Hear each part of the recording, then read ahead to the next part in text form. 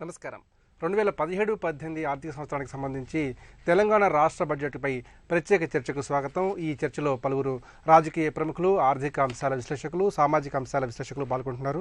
ముందుగా జలపతిరావు గారు, ఈ చర్చను మీతో ప్రారంభించినట్లయితే ముఖ్యంగా బడ్జెట్ 2017-18 బడ్జెట్ స్వరూప స్వభావాలు స్థూలంగా ఏ విధంగా ఉండబోతున్నాయంటారు? అంటే ఒక రాష్ట్ర అభివృద్ధి కొరకు కొత్తగా ఏర్పడిన రాష్ట్రంలో కొత్తగా అంటే ప్రజల యొక్క ఆశలు, రాష్ట్ర అభివృద్ధిని చూసి అభివృద్ధి కొరకు చేస్తున్నటువంటి ఒక ప్రయత్నం ప్రభుత్వం ముందుగా ప్రవేశపెట్టేది బడ్జెట్ అనుకున్నట్టయితే చాలా రకాల సమస్యలు ఇప్పటికీ ఇంకా తెలంగాణ రాష్ట్రంలో ఉన్నాయి. ఈ గత 3 సంవత్సరాలుగా ఈ ప్రభుత్వం ఏర్పడిన తర్వాత బడ్జెట్ నిధుల కేటాయింపు కానీ, నిధుల విడుదల కానీ, దాని యొక్క అంటే అంశాల వారిగా చూసినట్టయితే, అభివృద్ధి చూసినట్టయితే మిశ్రమంగా ఉన్నాయని చెప్పక తప్పదు. పూర్తిగా ఆశాజనకంగా లేదు, అట్లాగా నిరాశాజనకంగా లేదు. కానీ నిరాశాజనకంగా ఉన్నటువంటిది ఒకే రంగము, అది కేంద్ర ప్రభుత్వం సహాయం అని కావచ్చు, రాష్ట్ర ప్రభుత్వం ముఖ్యంగా బాధ్యతలు ఎక్కువ ఉన్నది వ్యవసాయ రంగం. నేను వ్యవసాయ రంగాన్ని ప్రత్యేకంగా ఎందుకు తీసుకుంటున్నా అంటే అన్ని కులాలకు అందరికీ సంబంధించినటువంటి రంగం ఇది, అన్ని వర్గాలకు సంబంధించింది. ఇప్పుడు ఈ ఎస్సీ ఎస్టీలకు, ఓబీసీలకు వీళ్ళందరికీ నిధులు కేటాయించాలి అన్నది వాళ్ళందరి వృత్తి ప్రధానంగా వ్యవసాయమే. కాబట్టి ఇవందరి మీద అందరు బతుకులు ఆధారపడ్డది అంటే వ్యవసాయం చేసే వాళ్ళ మీద ఆధారపడితే పండిన ఉత్పత్తి మీద ఆధారపడ్డది మిగతా జనం. వాళ్ళు కొనలేక కావచ్చు, నానా రకాల ఇబ్బందులు కావచ్చు, పౌష్టికాహార లోపాలు, ఇవన్నీ సమస్యలు. అంటే ఇప్పటికీ తెలంగాణ ప్రాంతంలో సమస్యాత్మకం ఉన్నటువంటిది వ్యవసాయ రంగం.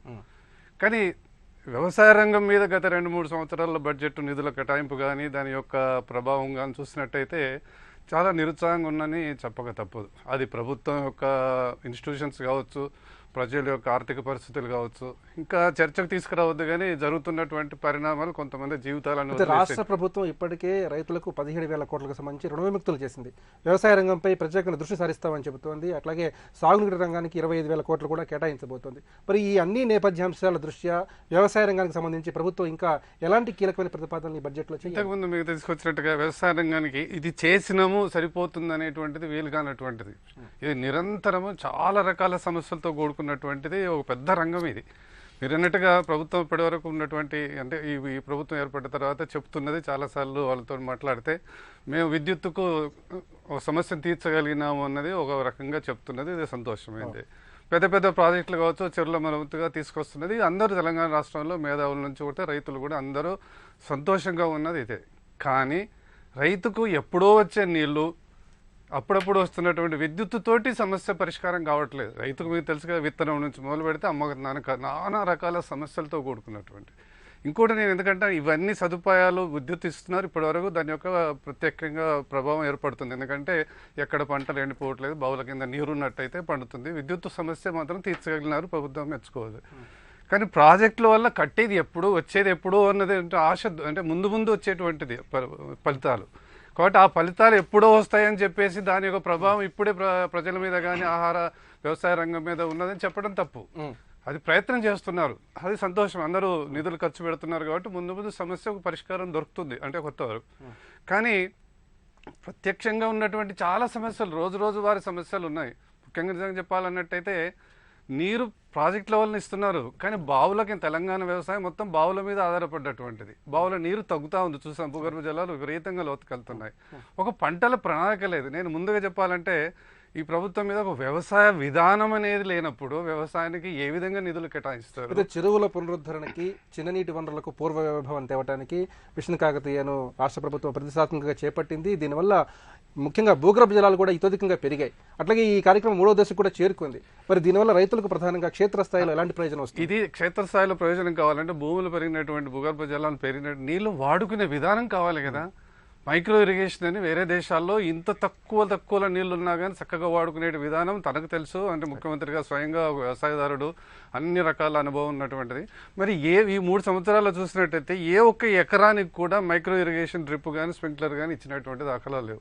కేంద్ర ప్రభుత్వం ఇచ్చిన నిధులను కూడా సక్రమంగా ఎక్కడ విడుదల చేయలేకపోవడం. చాలా మంది రైతులు నేను చూసాను, చాలాసార్లు క్షేత్రస్థాయికి వెళ్ళినట్టయితే పాపం జనవరి, ఫిబ్రవరి వచ్చిన తర్వాత భూగర్భ జలాలు అడుగంటిపోయినప్పుడు పంటను కాపాడుకోలేక వాణిజ్య పంటలు వేసి ఖర్చు పెట్టినటువంటి వల్ల. మరి 3 సంవత్సరాల నుంచి అధికారులతో మాట్లాడినట్టయితే నిధులు విడుదల లేదండి, ఎక్కడ ఎవరికి లేదు. మరి ఈ సూక్ష్మ పద్ధతులలో ఉన్న నీటిని సక్రమంగా వాడుకునేటువంటి ఒక ముఖ్యమైన అంశాన్ని దాని మీద ఎలాంటి నిధుల కేటాయింపు కానీ దాని మీద కానీ లేకపోవడంతో పంటలు విపరీతంగా ఎండిపోతున్నాయి. సో తెలంగాణలో పెద్ద ప్రాజెక్టులు కట్టడం, చెరువులు చేయడం అనేది ఒకటైతే బావుల మీద పడ్డేటువంటి వ్యవసాయాన్ని, బావుల ఆధారంగా నీటిని వినియోగించుకునేటువంటి పద్ధతులలో ఈ బిందు సేద్యము ఇట్లాంటి వాటి మీద విపరీతంగా ఎక్కువ శ్రద్ధ చూపెట్టినట్టయితే చిన్న సన్నకారు రైతులు ఎందుకంటే బావి తవ్వుకొని లక్షల రూపాయలు ఖర్చు పెట్టిన రైతుకు కొద్దిపాటి వెసులుబాటుగా సౌకర్యం కలిగించేటువంటి నీటిని వాడుకునే విధానం మీద చెప్పగలిగినట్టయితే నాణ్యత పెరుగుతుంది, ఎరువుల వాడకం తగ్గుతుంది, ఖర్చు తగ్గుతుంది, దిగుబడి పెరుగుతుంది. ఇన్ని రకాలు ఉన్నటువంటిది లేదన్నది ఒకటైతే, నేను ఇంకో రెండో విషయం ఏంటంటే తెలంగాణ ప్రాంతంలో రైతుకు ఆదాయం పెరగాలంటే ఉన్నటువంటిది విత్తనం. పండిన పంటను విత్తనాలుగా తయారు చేసి రైతును విత్తనంగా అమ్ముకునేటువంటిది చేయటం వారి ముఖ్యమంత్రి గారు కానీ మొత్తం తెలంగాణ టీఆర్ఎస్ ప్రభుత్వంలో ఉన్న ప్రతి అందరూ రాజకీయ నాయకులందరికీ ఆలోచనలు ఉన్నది తెలంగాణ రైతుకు ఆదాయం పెరగాలంటే చేయాలని. కానీ ఎక్కడ ఒక్క చర్య కూడా 3 సంవత్సరాల్లో చేపట్టలేదు. ఆలోచన ఉండి చేయకపోవటం మాకు బాధ కలిగిస్తుంది. కొన్నిసార్లు అంటే ఆలోచనకు రాకపోవచ్చు, అది ప్రాధాన్యత తీసుకోకపోవచ్చు కార్యక్రమంలో. కానీ ప్రాధాన్య అవసరం అని తెలిసినప్పటికీ చర్చలో చాలాసార్లు చెప్పినప్పటికీ ఇప్పటికీ ఎలాంటి చేయలేదు. మళ్ళీ రైతు పండించిన పంటని ఎవరికో ప్రైవేటు వాళ్ళకి విత్తనానికి అమ్ముకుంటున్నాడు, అదే వాళ్ళ నుంచి మళ్ళీ విత్తనాన్ని కొనుక్కొని ఖర్చే. అంటే 10 రూపాయలు సంపాదించుకునేటువంటి వ్యవస్థను ఇప్పటి వరకు వ్యవసాయంలో రైతుకు దీనివల్ల ఏమవుతుంది, కార్పొరేట్ వ్యవసాయం ఎక్కువ అవుతుంది. కార్పొరేట్ వ్యవసాయం వైపు పోతున్నారు, విత్తనోత్పత్తి కూడా ప్రైవేట్ కంపెనీలకు ఇస్తున్నారు అన్నటువంటి ఆలోచన చిన్న సన్నకారు రైతులకు మాలాంటి వాళ్ళకి కలుగుతుంది. కాబట్టి సహకార వ్యవసాయం వైపు పోయేటువంటి దిశలో ఏమాత్రం చర్యలు చేపట్టలేదు. శ్రీనివాస్ గారు, ముఖ్యంగా వెనుకబడిన తరగతుల వర్గాల సంక్షేమానికి తమ ప్రభుత్వం కట్టుబడి ఉందని ముఖ్యమంత్రి కేసీఆర్ పదే చెప్తున్నారు. మరి వెనుకబడిన తరగతుల వర్గాలకి ఈ బడ్జెట్ ద్వారా రాష్ట్ర ప్రభుత్వం ఏ విధంగా పెద్దపీట వేయబోతోంది? మీరు చూసినట్టయితే గ్రామంలో ఉన్నటువంటి సంఖ్య తీసుకున్నా ఓవరాల్గా రాష్ట్రంలో ఉన్నటువంటి కాదు దేశంలో అయినా ఈరోజు 51% ఎబోవ్ ఉన్నటువంటి కులాలు వృత్తిని ఆధారితం చేసుకొని జీవిస్తున్నటువంటి కులాలు అనేకం. సో ఎప్పుడు మనం జీవన వైవిధ్యంలో వారికి చేతి నిండా ఉపాధి అవకాశాలు, అది ఏ రూపంలోనా కానీ ఒక గవర్నమెంట్ ఇచ్చే ఉద్యోగము, ప్రైవేట్ కంపెనీలో చేసే ఉద్యోగమే అని కాకుండా అక్కడ ఉన్నటువంటి గ్రామంలో ఉన్నటువంటి వృత్తిని ఆధారం చేసుకున్నటువంటి వడ్రంగి కానీ, కుమ్మరి కానీ, మంగలి కానీ, చాకలి కానీ వారికి కావాల్సినటువంటి పనులు వారి చేతి నిండా ఉండడం అంటే గ్రామం అభివృద్ధి దిశలో పోతున్నట్టే లెక్క. అందుకే మనం మిషన్ కాకతీయ తీసుకుంది. ఎందుకంటే ఊరికి గుండెకాయలాగా ఉంటే ఒకవేళ ఆ చెరువు నిండినట్టు అయితే ఆ చెరువులోకి మత్స్యకారులకు ఉపాధి అవకాశాలు, చేపలు పెంచుకోవడానికి, ఆ నీళ్ళ ద్వారా వ్యవసాయము మనుగడ సాగిస్తే, ఆ వ్యవసాయం మనుగడ సాగిస్తే వారికి కావాల్సినటువంటి పనిముట్లు తయారు చేసే ఈ వృత్తులందరికీ కూడా ఒక పని దొరుకుతుంది, గ్రామీణ ఉపాధి క్రియేట్ చేయబడుతుందనే ఉద్దేశంతోనే మేము గ్రామ ప్రణాళికలు రచించుకొని బడ్జెట్ మీద రూపొందించి కిందికి పోయే విధంగా గతం. ఇప్పుడు గ్రామ ప్రణాళికలు తద్వారా జిల్లా ప్రణాళికలు వారి అవసరాలకు అనుగుణంగా బడ్జెట్ రూపొందించి ముందే వారి నుండి సమీక్షించుకొని ఏమి కావాలి, ఒక జిల్లా యూనిట్గా వారి భౌగోళిక పరిస్థితులు ఏంటి, అక్కడ జీవన పరిస్థితులు ఏంటి, అక్కడ రిక్వైర్మెంట్స్ ఏమున్నాయి, సంక్షేమం ఏ రకంగా ఉంది, ఆర్థిక రకమైనటువంటి ఏ రకమైన ఉపాధి అవకాశాలు కావాలనేది మీద నిర్ణయించి కిందికి తోలడం కాకుండా కింద వారికి ఉన్నటువంటి అవసరాలను గుర్తించి బడ్జెట్ రూపకల్పన చేస్తాను. అది ఫస్ట్ డిఫరెన్స్. రెండోది మీరు గమనించాల్సింది ఏంటంటే ఇక్కడ అన్ని రాష్ట్రాలలో ప్రభుత్వాలు మారినప్పుడు కొత్త రాష్ట్రానికి ఆల్రెడీ ఎగ్జిస్టింగ్ స్టేట్స్కి ఒక డిఫరెన్స్ ఏముంటుందంటే అదొక ప్రభుత్వము ఎన్నికలైన తర్వాత ఇంకో ప్రభుత్వానికి మామూలుగా హ్యాండ్ ఓవర్ చేసి వెళ్ళిపోవడం అనేది జరుగుతుంది. కానీ ఇక్కడ అట్లా కాదు. కొత్త రాష్ట్రం ఏర్పడ్డప్పుడు మనం రెవెన్యూ పెంచుకోవడం ఒకవైపు, రెవెన్యూ పెంచుకుంటూనే రాబడి పెంచుకుంటూనే ఆదాయం పెంచుకుంటూనే మనం తర్వాత బడ్జెట్లో మనం ఏ రకంగా సంక్షేమ రంగానికి ఏ రకంగా ప్రణాళికేతర బడ్జెట్లని మనం రూపొందించుకోవడం జరిగింది. అది జరగాలంటే కొత్త రాష్ట్రంలో కొద్దిగా ఇబ్బంది. ఈరోజు ముఖ్యమంత్రి గారు అదే ఆలోచన చేశారు. కొత్త రాష్ట్రం ఏర్పడిన తర్వాత ఈ రాష్ట్రము నిజంగా కూడా అసలు ఏ రకంగా ఉంది, మీరు ఒక రైతు ఒక కొత్తగా బోల్డర్స్ ఉన్నటువంటిది, చెల్కల్ని, గడ్డి పెరిగినటువంటి దాన్ని, వ్యవసాయ యోగ్యం కానటువంటి దాన్ని వ్యవసాయ యోగ్యానికి తేవాలంటే ఎంత కష్టం ఉంటుందో, కొత్త రాష్ట్రం ఏర్పడ్డ తర్వాత కూడా ఈ నెగ్లెక్టెడ్ స్టేట్ కాబట్టి అందులో చాలా రకమైనటువంటి ప్రణాళికలు చేసుకొని మనం ముందుకు రావడం జరుగుతూ ఉంది. ఇప్పుడు బడ్జెట్ కూడా మేము గతంలో ఒక పద్ధతి ప్రకారం పెట్టినామా, బడ్జెట్ అంటే పెట్టినామని కాకుండా ప్రగతి బడ్జెట్, నిర్వహణ బడ్జెట్ 2 పద్ధతుల కింద మనం చూపించబోతా ఉన్నాం. అది ఒక మేజర్ ముఖ్యమంత్రి గారి మదిలో నుండి వచ్చినటువంటి ఆలోచన బడ్జెట్ రూపకల్పనలో. సో ఆ రకంగా ప్రగతి ఎందుకు మనం అంటా ఉన్నామంటే ఇప్పుడు తెలంగాణలో మనం తీసుకున్నటువంటి కార్యక్రమం అతిపెద్దది mission Kakatiya. Mission Kakatiya programme ఈరోజు కేంద్ర ప్రభుత్వం మాకు అవార్డులు రివార్డులు ఇవ్వడం, హర్షించడం, తెలంగాణ వైపు చూడడం, అదే రకంగా ప్రపంచవ్యాప్తంగా ఉన్నటువంటి యూనివర్సిటీస్ కూడా వచ్చి మిషన్ కాకతీయాన్ని రీసెర్చ్ చేయడం, ఏ రకంగా మనం మన గ్రౌండ్ వాటర్ మీకు తెలుసు, మొన్ననే మనం ఎంత టేబుల్స్ పెరిగినాయి అనేది ఇవ్వడం జరిగింది మీకు. గ్రౌండ్ వాటర్ను పెంపొందించే విధానికి మిషన్ కాకతీయ ఉపయోగపడడం, అది గుండుగుత్తగా వ్యవసాయ రంగమే కాకుండా మానవ గ్రామాల యొక్క జీవన శైలిని కొంత ఆర్థికం వైపు పెంచే విధంగా ఉండడం. రెండోది ఏంటంటే మిషన్ భగీరథ మీరు చూసినట్టయితే రక్షిత మంచినీరు పథకాలు ఏదైతే కేంద్ర ప్రభుత్వం తీసుకుంటుందో దానికి చేదోడు వాదోడుగా మేము మిషన్ భగీరథ రక్షిత మంచినీరు ఇస్తేనే ఆరోగ్య వ్యవస్థ బాగుపడుతుంది, మనిషి పరిపుష్టిగా ఉంటేనే ఏదైనా పని చేయగలుగుతాడు, మనుషులు మానవ వనరులను మనం ఉపయోగించినప్పుడే ఈ దేశాభివృద్ధి కానీ రాష్ట్రాభివృద్ధి కానీ సాధ్యం అనే ఒక సూత్రంతో మనం రక్షిత మంచినీటి పథకానికి మిషన్ భగీరథకి ఎన్ని కోట్లు ఖర్చు అయినా వెరవకుండా ముందుకు పోవడం జరుగుతుంది. దానికి కేంద్ర ప్రభుత్వం కూడా హర్షించి మాకు నాబార్డు ద్వారా రుణం ఇవ్వడానికి ఒప్పుకుంది. సరే కొద్దిగా లేట్ చేసింది, మొన్న ఈటెల రాజేందర్ గారు వెళ్ళి మళ్ళీ కేంద్ర ప్రభుత్వాన్ని రిక్వెస్ట్ చేయడం, ఆ నిధుల్ని కూడా రాబట్టుకొని ఆ స్కీమ్ ని ఇంకా ముందుకు తీసుకుని కోటి కుటుంబాలకు రక్షిత నీరు అంటే ఇంటింటికి నల్లా నీరు ఇస్తేనే మేము ఓట్లు అడుగుతాం. అంటే దాన్ని ఒక చిత్తశుద్ధి ప్రజల్ని కూడా మమేకం చేసి మేము చిత్తశుద్ధితో ముందుకు పోతున్నాం అనే విధంగా ఒక విశ్వాసం కల్పించడానికి ముఖ్యమంత్రి గారు ఆ ప్రకటన చేయడం జరిగింది. జనరల్ గా రాజకీయ వ్యవస్థలో రాజకీయ నాయకులు అలాంటి ప్రకటనలు చెయ్యరు, కానీ ఈ ముఖ్యమంత్రి గారు ఏంటంటే వారు అనుకున్నది సాధిస్తాను అనే ఒక పట్టుదలతో ముందుకు పోయేటటువంటిది ప్రజలకు కూడా వ్యక్తీకరించాలని ఆ రకంగా చేయడం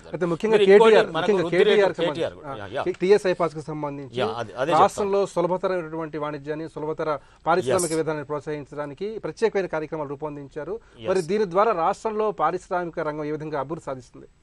ఈ రోజు మనం చూసినట్టయితే మన దేశంలో నుండి ఏదైతే కంపెనీలు పెట్టుబడులే కాకుండా వివిధ రాష్ట్రాల నుండి ఈ రోజు ప్రపంచ స్థాయిలో పేరెనికగన్న కంపెనీలు, ప్రపంచం నుండి కంపెనీలు రావడం అంటే వస్తూ ఉండొచ్చు, కానీ టీఎస్ ఐపాస్ విధానం తర్వాత కేటీఆర్ గారు పదే వివిధ దేశాలు తిరిగి వారిని కన్విన్స్ చేయడం మూలాన ఈరోజు గూగుల్ లాంటి సంస్థలు, మైక్రోసాఫ్ట్ లాంటి సంస్థలు, అమెజాన్ లాంటి సంస్థలు, చైనా నుండి ఎలక్ట్రికల్ సంబంధించినటువంటి కంపెనీలు ఈరోజు ఏ దేశం వెళ్ళినా అక్కడ నుండి ఈ తెలంగాణకి రాష్ట్రానికి పెట్టుబడులు తేవడం. అంటే ఈ మధ్య కాలంలో మనం చూస్తున్నది ఏంటంటే తెలంగాణకు పెట్టుబడులు తీసుకురావడం అంటే ఈ దేశ అభివృద్ధికి పెట్టుబడులు తీసుకురావడమే. తెలంగాణ రాష్ట్రము ఒకవేళ వృద్ధిని సాధించిందంటే ఈ దేశ అభివృద్ధికి మేము కూడా కారణం, మేము కూడా మా భుజస్కంధాలపై వేసుకున్నట్టుగా ఇది వ్యవహార శైలి ఆ రకంగా మనం చేయడం. అందులో మీరు చూసినట్టయితే మాకు స్థూల అభివృద్ధి రేటు 13.2%, ఈరోజు దేశాభివృద్ధి 7 ఉంటే మనది 13.2%.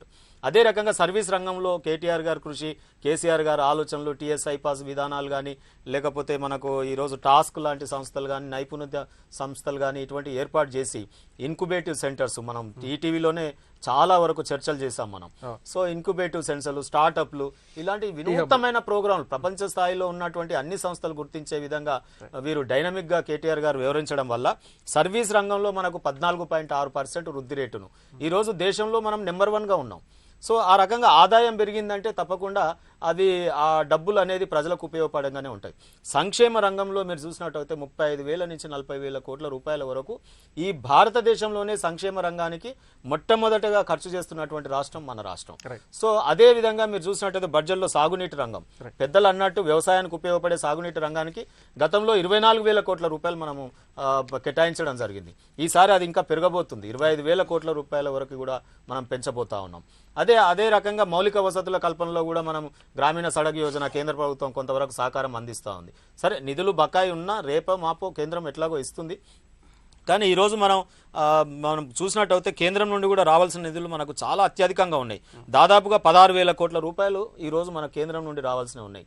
గ్రామీణ సడక్ యోజనకు కానీ లేదా కృషి సంచాయి యోజన ద్వారా కానీ లేకపోతే నాబార్డ్ లాంటి సంస్థ మిషన్ భగీరథకు ఒప్పుకున్నటువంటి డబ్బులు కానీ, తర్వాత కొన్ని సంక్షేమ పథకాలు మనకు నీతి ఆయోగ్ వచ్చిన తర్వాత కొన్ని సంక్షేమ పథకాలు కేంద్రము తొలగించుకున్న రాష్ట్ర ప్రభుత్వం నిర్వహించాల్సినటువంటి బాధ్యత, పీడిఎస్ స్కీము, రైస్ కానీ మోడల్ స్కూల్ విధానం కానీ, ఎడ్యుకేషన్ సిస్టంలో కూడా రెసిడెన్షియల్ పాఠశాలలు మనం నిర్వహించుకోబోతా ఉన్నాం. ఈ రోజు నేషనల్ హెల్త్ మిషన్ ద్వారా కొంతవరకు కేంద్ర సహకారం తీసుకొని మనం ఆరోగ్య సంబంధించినటువంటి ఇది జిల్లాకు ఒక వైద్యాలయం కట్టడం కానీ, అంటే అన్ని రంగాలు వెరిసి ఏ ఒక్కటి కూడా మనం తెలంగాణ రాష్ట్రం కొత్తగా ఏర్పడిన తర్వాత ఈ ప్రభుత్వానికి ఉన్న ఇబ్బంది ఏంటంటే ప్రజల యొక్క ఎక్స్పెక్టేషన్స్ హైగా ఉంటాయి. ప్రతిపక్షాలు కూడా కొత్త రాష్ట్రంలో కొత్త ప్రభుత్వ పనితీరుని దేశమంతా గమనిస్తూ ఉంటుంది. అందులో ఉద్యమకారుడే ముఖ్యమంత్రి అయినప్పుడు ఏ రకంగా ఉంటుంది అనే విధంగా ఆలోచనలు ఉంటాయి. కాబట్టి మేము ఒళ్ళు దగ్గర పెట్టుకొని మేము ప్రభుత్వం చాలా వరకు అంటే 24 గంటలు పనిచేసుకుంటూ మేము ముందుకు పోయేటటువంటి ప్రభుత్వం. ఆ రకంగా మంత్రివర్గ సహచరులు ఇప్పుడు మంత్రివర్గంలో ఏదైతే మీరు అన్నట్టు కుల వృత్తులకు ఫస్ట్ టైం ఎంబీసీలకు ప్రోత్సాహాన్ని ఇచ్చే విధంగా 1000 కోట్ల బడ్జెట్ మనం 1200 కోట్లు కేటాయించుకోబోతా ఉన్నాం. ఇది కంప్లీట్ గా కుల వృత్తులను ఆధారం చేసుకున్నటువంటి వర్గాలకు ఉపశమనం కలిగించే విధంగా. ఇది కాకుండా ఎంబీసీది కాకుండా మనం మళ్ళీ సెపరేట్ గా యాదవ సోదరులకు గొర్రెల పెంపకానికి కానీ పాడి పరిశ్రమాభివృద్ధికి తోడ్పడడం కానీ మత్స్య సంబంధించినటువంటి 30 కోట్ల చేపల్ని ఈరోజు మనం మిషన్ కాకతీయ నిర్వహించుకున్నాం కాబట్టి చెరువులలో వేయడం కానీ ఈ రకంగా అనేకమైనటువంటి అభివృద్ధి కార్యక్రమాలు ఈరోజు తెలంగాణ రాష్ట్రం అంటేనే తెలంగాణ ప్రభుత్వం అంటేనే ఒక తెలంగాణ విశ్వవిద్యాలయం లాగా అభివృద్ధికి ఇది దేశము చూసేటట్టు విధంగా మేము పనిచేసుకుంటూ ముందుకు పోతా ఉన్నాం. రాబోయే కాలంలో బడ్జెట్ మీరు చూస్తారు ఇప్పుడు చాలా చక్కగా మనం దేశంలో గర్వించదగ్గ బడ్జెట్ రాబోతుంది. తెలంగాణ బడ్జెట్ అంచనాలకు సంబంధించి కొనసాగుతున్న చర్చకి తిరిగి స్వాగతం. వేణుగోపాల్ రెడ్డి గారు, రాష్ట్రం సమగ్రంగా అభివృద్ధి సాధించాలంటే అనేక అభివృద్ధి సంక్షేమ కార్యక్రమాలు అమలు చేయాలి. ఈ విషయంలో కేంద్ర ప్రభుత్వ చేయూత సహకారం కూడా తప్పనిసరి. మరి రాష్ట్ర ప్రభుత్వానికి కేంద్ర ప్రభుత్వం ఏ విధంగా సహాయ సహకారాలు అందిస్తుంది? ముఖ్యంగా ఈ బడ్జెట్కు ముందు ఆర్థిక మంత్రి ఈటెల రాజేందర్ కేంద్ర మంత్రులను కలిసి వివిధ విజ్ఞాపన పత్రాలను సమర్పించారు. రాష్ట్రానికి ఇతోధికంగా సాయం చేయమని కోరారు. మరి రాష్ట్ర ప్రభుత్వానికి కేంద్రం ఏ విధంగా సహాయ సహకారాలను అందిస్తుంది? ఇప్పుడు కేంద్ర ప్రభుత్వం యొక్క బడ్జెట్ ఏదైతే ఉన్నదో అన్ని రాష్ట్ర ప్రభుత్వాలకు ఒక స్ఫూర్తిగా ఇవ్వాలని నిలిచింది. 17-18 బడ్జెట్ ఏదైతే ఉన్నదో స్వతంత్రం వచ్చిన కాంచి ఒక సమూలమైన మార్పుకు చోటు చేసుకున్నది. ఫిబ్రవరి 1కే ప్రవేశపెట్టి ఏప్రిల్ 1 నుంచే ఈ సంవత్సరం ఆర్థిక సంవత్సరానికి నిధులు ఇచ్చే విధానం అనేది స్వతంత్రం వచ్చినాక ఫస్ట్ టైం ఇది ఒకటి సంచలనాత్మకమైన నిర్ణయం తీసుకొని చేయడం జరిగింది. తర్వాత రైల్వే బడ్జెట్ని కలిపి అంతా ఒకటే comprehensive budget, planning non planning కలపడం. ఇవాళ రాష్ట్ర ప్రభుత్వం కూడా ప్లానింగ్ నాన్ ప్లానింగ్ ఒకటి చేస్తున్నది. కలపడం వల్ల ఎక్కడైతే అభివృద్ధి కంటిన్యూ జరగానో దానికి అవకాశం ఏర్పడడం. ఆ విధంగా చేసిన తర్వాత కూడా ఒకవైపు రాజకీయ అవినీతిని నల్లధనాన్ని అరికడుతూనే ఈ సంవత్సరంలో బడ్జెట్లో 2 లక్షల కోట్ల అదనపు ఆదాయాన్ని రాబట్టడం, డిమానిటైజేషన్లో పన్నుల వసూళ్లను పెంచుకోవడం, ఇవి ప్రధానంగా ఈ సంవత్సరం ఈ బడ్జెట్లో మనకు స్పష్టంగా కనిపించిన దాన్ని బడ్జెట్లో ప్రజలకు సంక్షేమానికి అభివృద్ధికి అది డైరెక్ట్ రిఫ్లెక్ట్ అయింది. మన ప్రవేశపెట్టిన బడ్జెట్లో ప్రధానంగా ఏంటంటే మనకు వ్యవసాయ రంగానికి ఇవాళ లోన్స్ అంటే మనం 10 లక్షల కోట్ల రూపాయలు ఇవాళ కేటాయించడం జరిగింది. తర్వాత స్త్రీ శిశు సంక్షేమానికి 2 లక్షల ఫస్ట్ టైం 84,000 కోట్ల బడ్జెట్ను పెట్టడం జరిగింది. పెట్టింది కాబట్టి ఇక్కడ రాష్ట్రంలో అంగన్వాడీలో జీతాలు పెంచడం జరుగుతున్నది.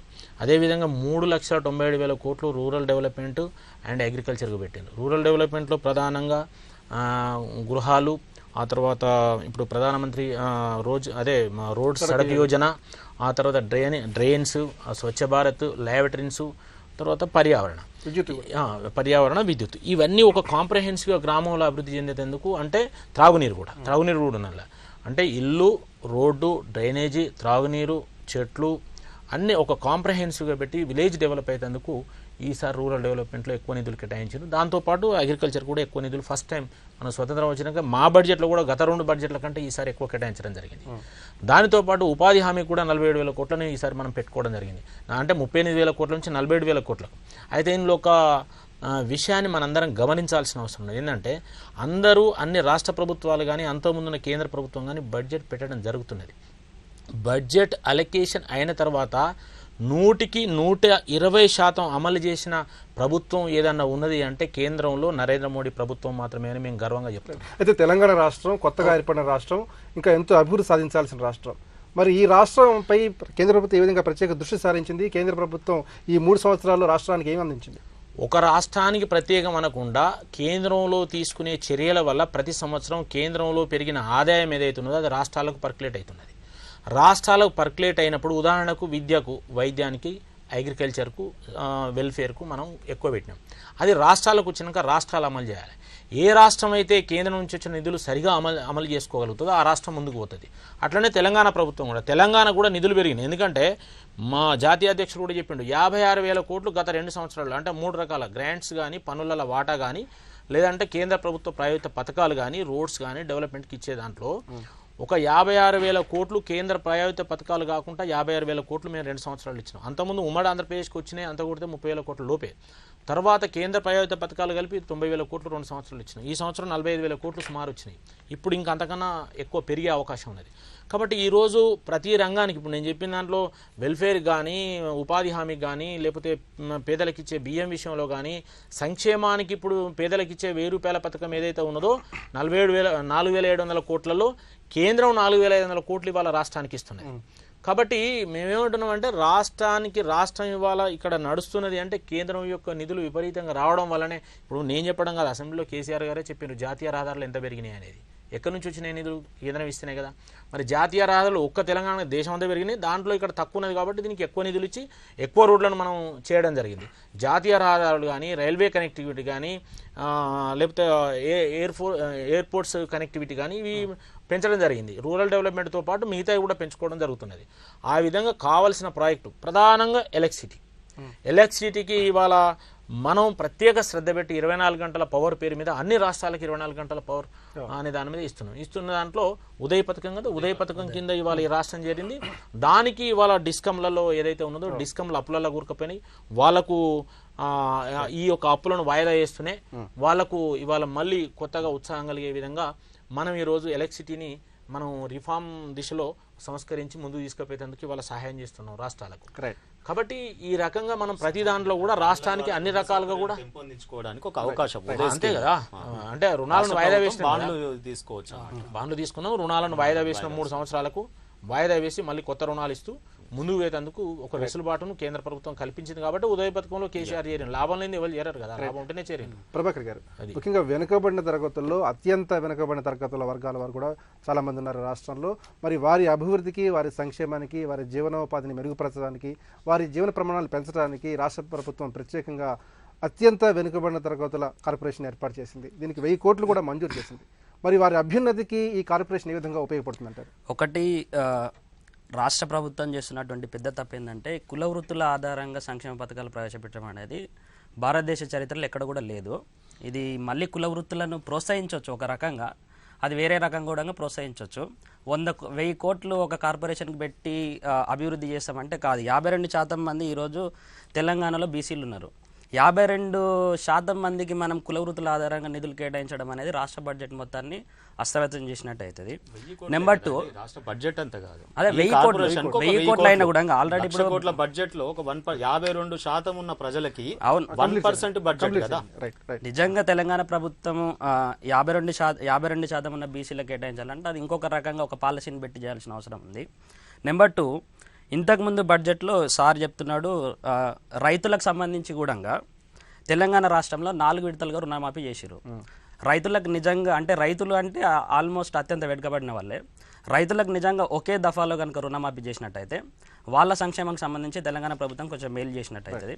ఇంకొకటి, సుప్రీంకోర్టు ఒక 3 days బ్యాక్ ఒక వాక్యం చేసింది, రైతులకు రుణమాఫీ చేసుడు కాదు, రైతులు చనిపోయిన తర్వాత మీరు రుణాలు ఇవ్వడు కాదు, వాళ్ళని ఆదుకోవడం కాదు, రైతులు చనిపోకుండడానికి, రైతులు అత్యంత వైభవంగా జీవించడానికి ఒక రాష్ట్ర ప్రభుత్వం కానీ కేంద్ర ప్రభుత్వం కానీ ఎలాంటి చర్యలు తీసుకుంటుందో చెప్పమని చెప్తే ఇప్పటివరకు కూడా ఏ ప్రభుత్వం కూడా స్పందించిన దాఖలాలు లేవు. అప్డేట్ సబ్మిట్ చేయాల్సి ఉంటుంది. అయితే ప్రధానంగా గ్రామీణ ఆర్థిక వ్యవస్థ, గ్రామాల్లో ఆర్థిక స్వావలంబన సాధించడానికి ఈ బడ్జెట్ ద్వారా ఎలాంటి దిశానిర్దేశం చేయాలి, ముఖ్యంగా బడ్జెట్లో ఎలాంటి పథకాలు రూపకల్పించాలి, ఏ విధంగా దృష్టి సారించాలి? బడ్జెట్కి సంబంధించి రూరల్ డెవలప్మెంట్ అంటే 61% మంది తెలంగాణలో రూరల్లో ఉన్నారు. ఇంకొకటి, నిరుద్యోగం పట్టణాలలో కంటే గ్రామాలలో చాలా తక్కువ ఉంది. 1.1% గ్రామాలలో ఉంటే 6.6% పట్టణాలలో ఉంది.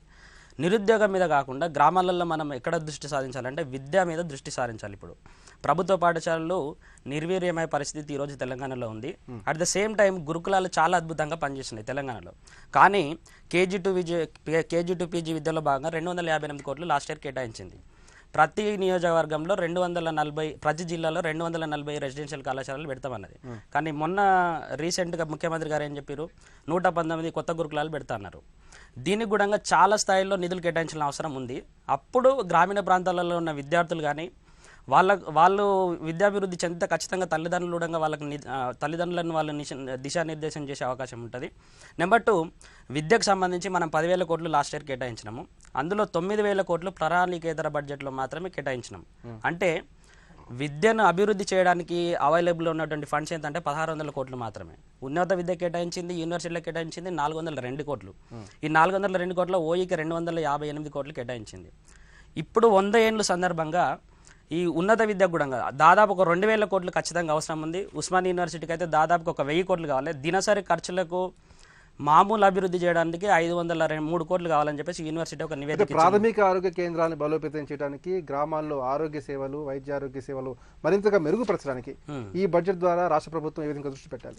వైద్యానికి సంబంధించి లాస్ట్ ఇయర్ 6000 కోట్లు పెట్టింది తెలంగాణ ప్రభుత్వం.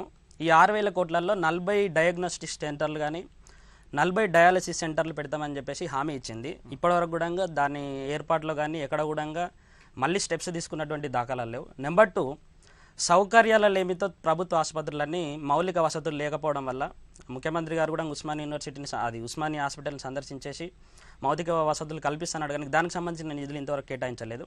థర్డ్ వన్, వైద్యానికి సంబంధించి ఈ శిశు సెక్స్ రేషియోలో అంటే 5 ఏళ్లలోపు ఉన్నటువంటి పిల్లల సెక్స్ రేషియోలో 574 ఉంది. ఇది భారతదేశంలో చాలా ప్రమాదకర స్థాయిలో ఉంది.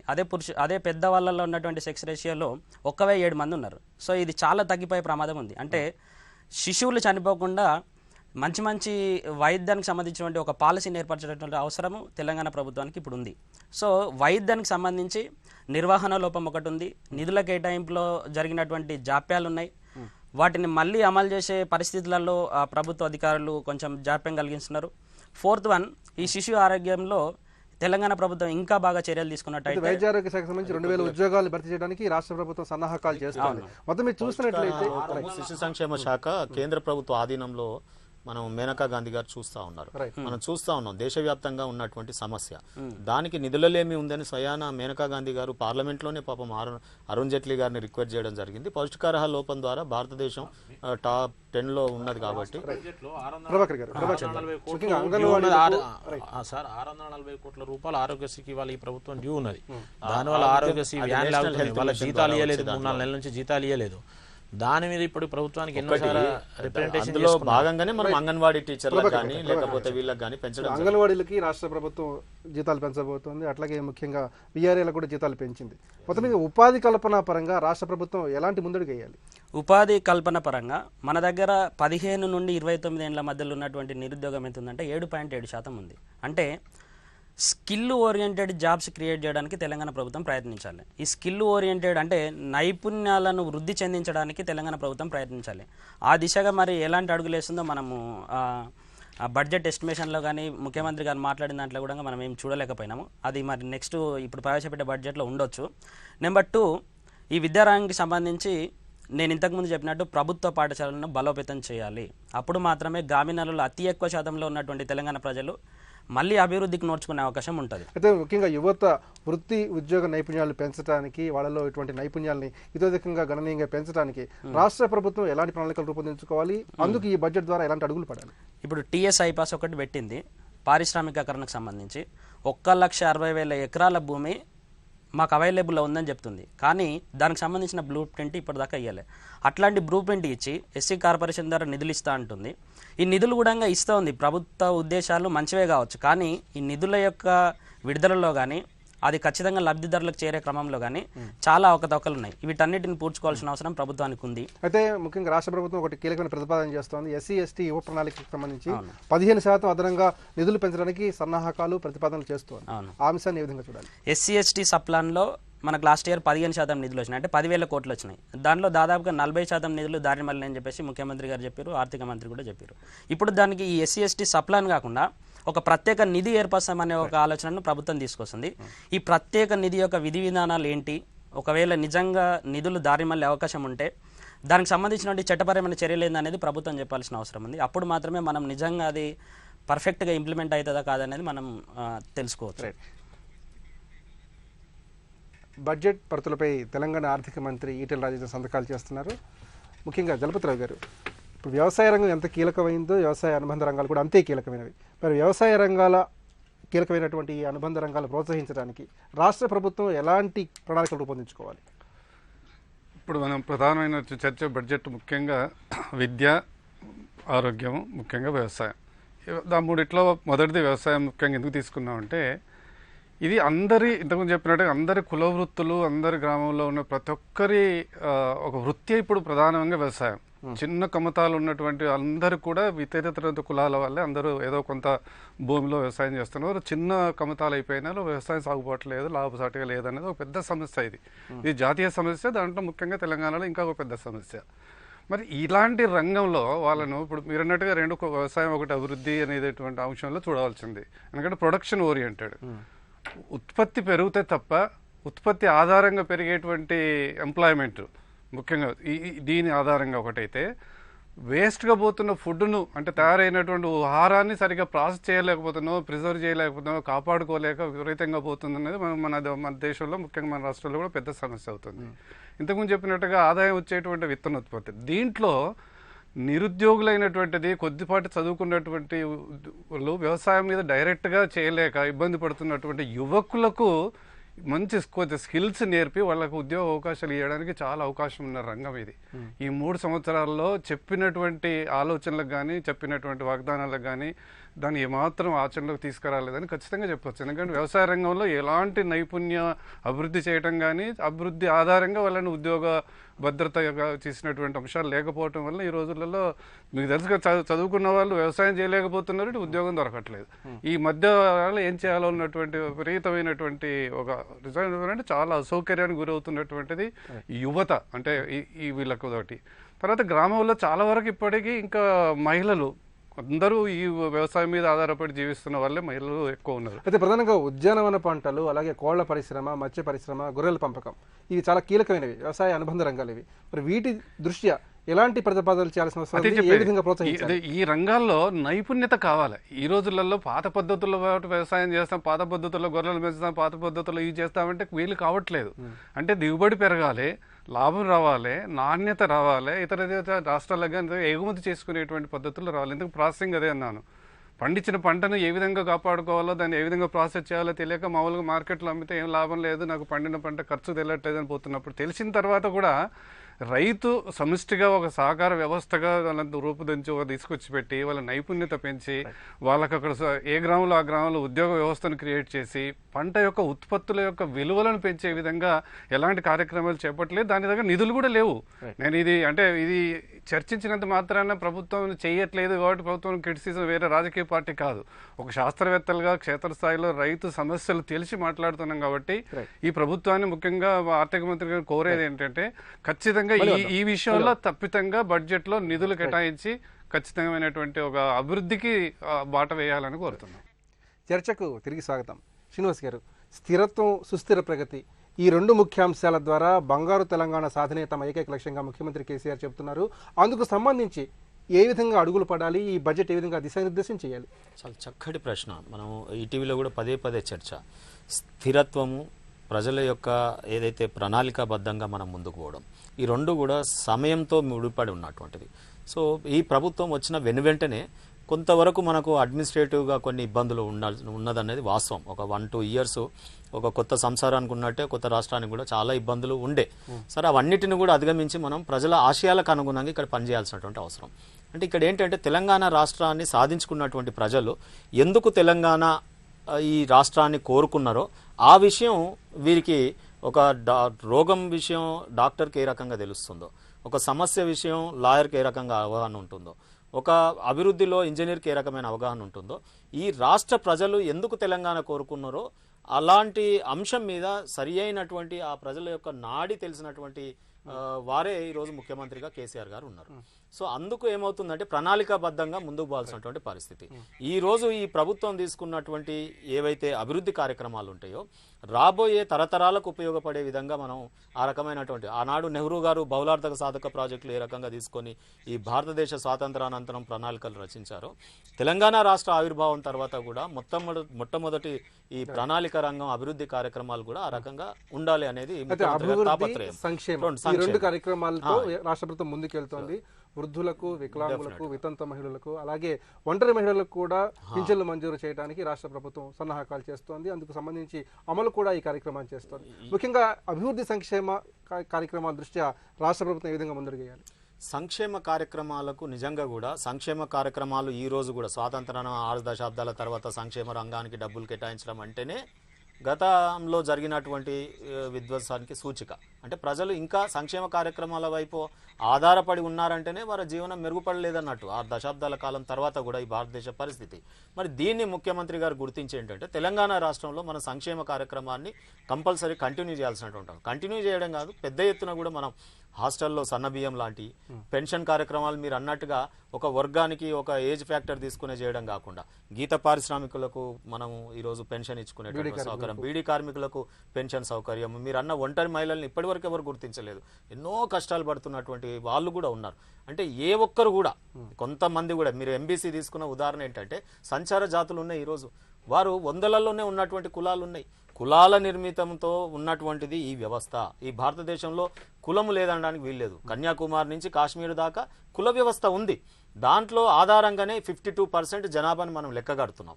అంటే కులము అంటే ఇక్కడ ఏంటంటే మనం ఒక వృత్తి అంటే ఏంటంటే ఉపాధి. మరి వారికి కూడా ఉపాధి కల్పించాల్సినటువంటి అవసరం ప్రభుత్వం మీద ఉంది. కాబట్టి అది ఏ రూపంలో ఉండనియండి, అది కొలువు రూపంలో ఉండనియండి, ప్రభుత్వ ఉద్యోగం కానివ్వండి, ప్రైవేట్ రంగం కానీ, సర్వీస్ రంగం కానివ్వండి, ఈ కులాలను ఆధారం చేసుకున్నటువంటి వృత్తి కానివ్వండి.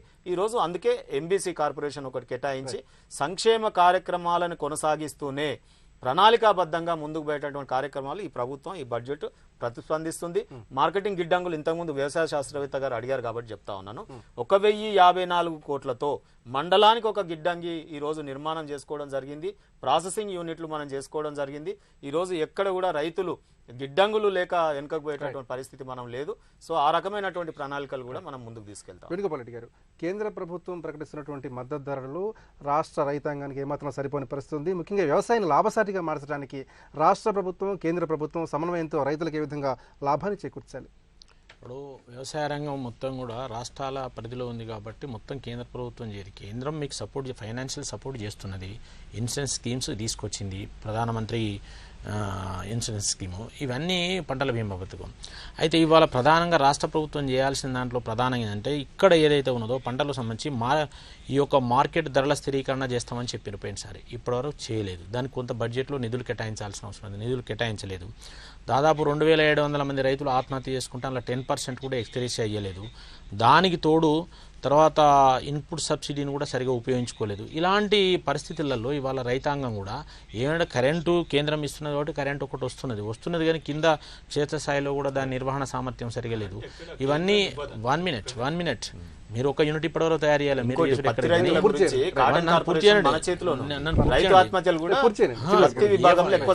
అది కాదు కదా, ఇద్దరి మీద బాధ్యతలు మొత్తం స్టేట్ లో. సో ఇప్పుడు ఎందుకు అంటే మీరు బడ్జెట్ లో ఏదైతే పెట్టిన దాన్ని సరైన పద్ధతిలో దాన్ని అమలు చేస్తున్నా ఓకే, కానీ అది డైవర్ట్ చేసినప్పుడు ఏమైతే అంటే మొత్తం సోషల్ సెక్టార్ దెబ్బతింటున్నది. ఆ సోషల్ సెక్టార్ దెబ్బతినడం వల్ల అన్ఎంప్లాయ్మెంట్ పెరుగుతున్నది. 14 లక్షల మంది మీ యాప్లో మీరు ఎన్రోల్ చేసుకున్నారు, 1,07,000 ఉద్యోగాలను ఇయ్యలేదు, కాంట్రాక్ట్ ఉద్యోగాలు అన్నారు, ఒక ఉద్యోగం ఇవ్వలేదు, కాంట్రాక్ట్ ఉద్యోగము అవి. కాబట్టి ఎందుకు చెప్తున్నా అంటే ఇవన్నిటికీ మరి అగ్రికల్చర్ డెవలప్ అయితే మీరు చెప్పినప్పుడు ఇండస్ట్రీస్ డెవలప్ అయితే ఎందుకు రావు ఉద్యోగాలు? కాదు, తెలంగాణ వచ్చే రోజు వరకు 55,000 అదే చిన్న ఏది మన స్మాల్ స్కేల్ ఇండస్ట్రీస్ మూతపడ్డాయి.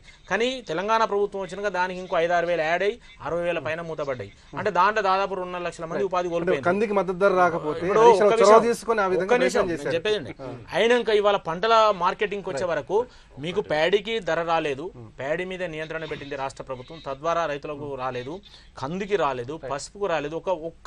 ఒక ఈసారి రైతులు ముఖ్యమంత్రి గారు ప్రధానమంత్రి గారు చెప్పిన దాని మీద కాటన్ తక్కువేయడం వల్ల ఇవాళ రైతులకు ఒక పనిష్మెంట్ ఏమొచ్చిందంటే మీరు ధర తగ్గిన తర్వాత మార్కెట్ స్థిరీకరణ నిధులు పెట్టి మేము కొనుగోలు చేస్తామని చెప్పిన రాష్ట్ర ప్రభుత్వం ₹1 పెట్టి కూడా కొనలేదు. ఒక సిద్దిపేటలో చేస్తే మొత్తం రాష్ట్రం చేసినట్టు కాదు. ఇలా కందుల పరిస్థితి, నేను 4,000 అమ్ముకున్న కందులు ఇవాళ నేను 8,000 పెట్టినప్పుడు 4,000 అమ్ముకున్నా. ధర లేదు, ప్యాడీకి ధర లేదు, కందులకు ధర లేదు, మిర్చికి ధర లేదు. ఇవన్నిటికి ఎవరు బాధ్యులు? దీని మీద ఎందుకు రాష్ట్ర ప్రభుత్వం చేయలేకపోయింది? ధరల స్థిరీకరణ ఎందుకు చేయలేకపోయింది? బడ్జెట్ లో ఎందుకు అలొకేషన్స్ కాలేదు?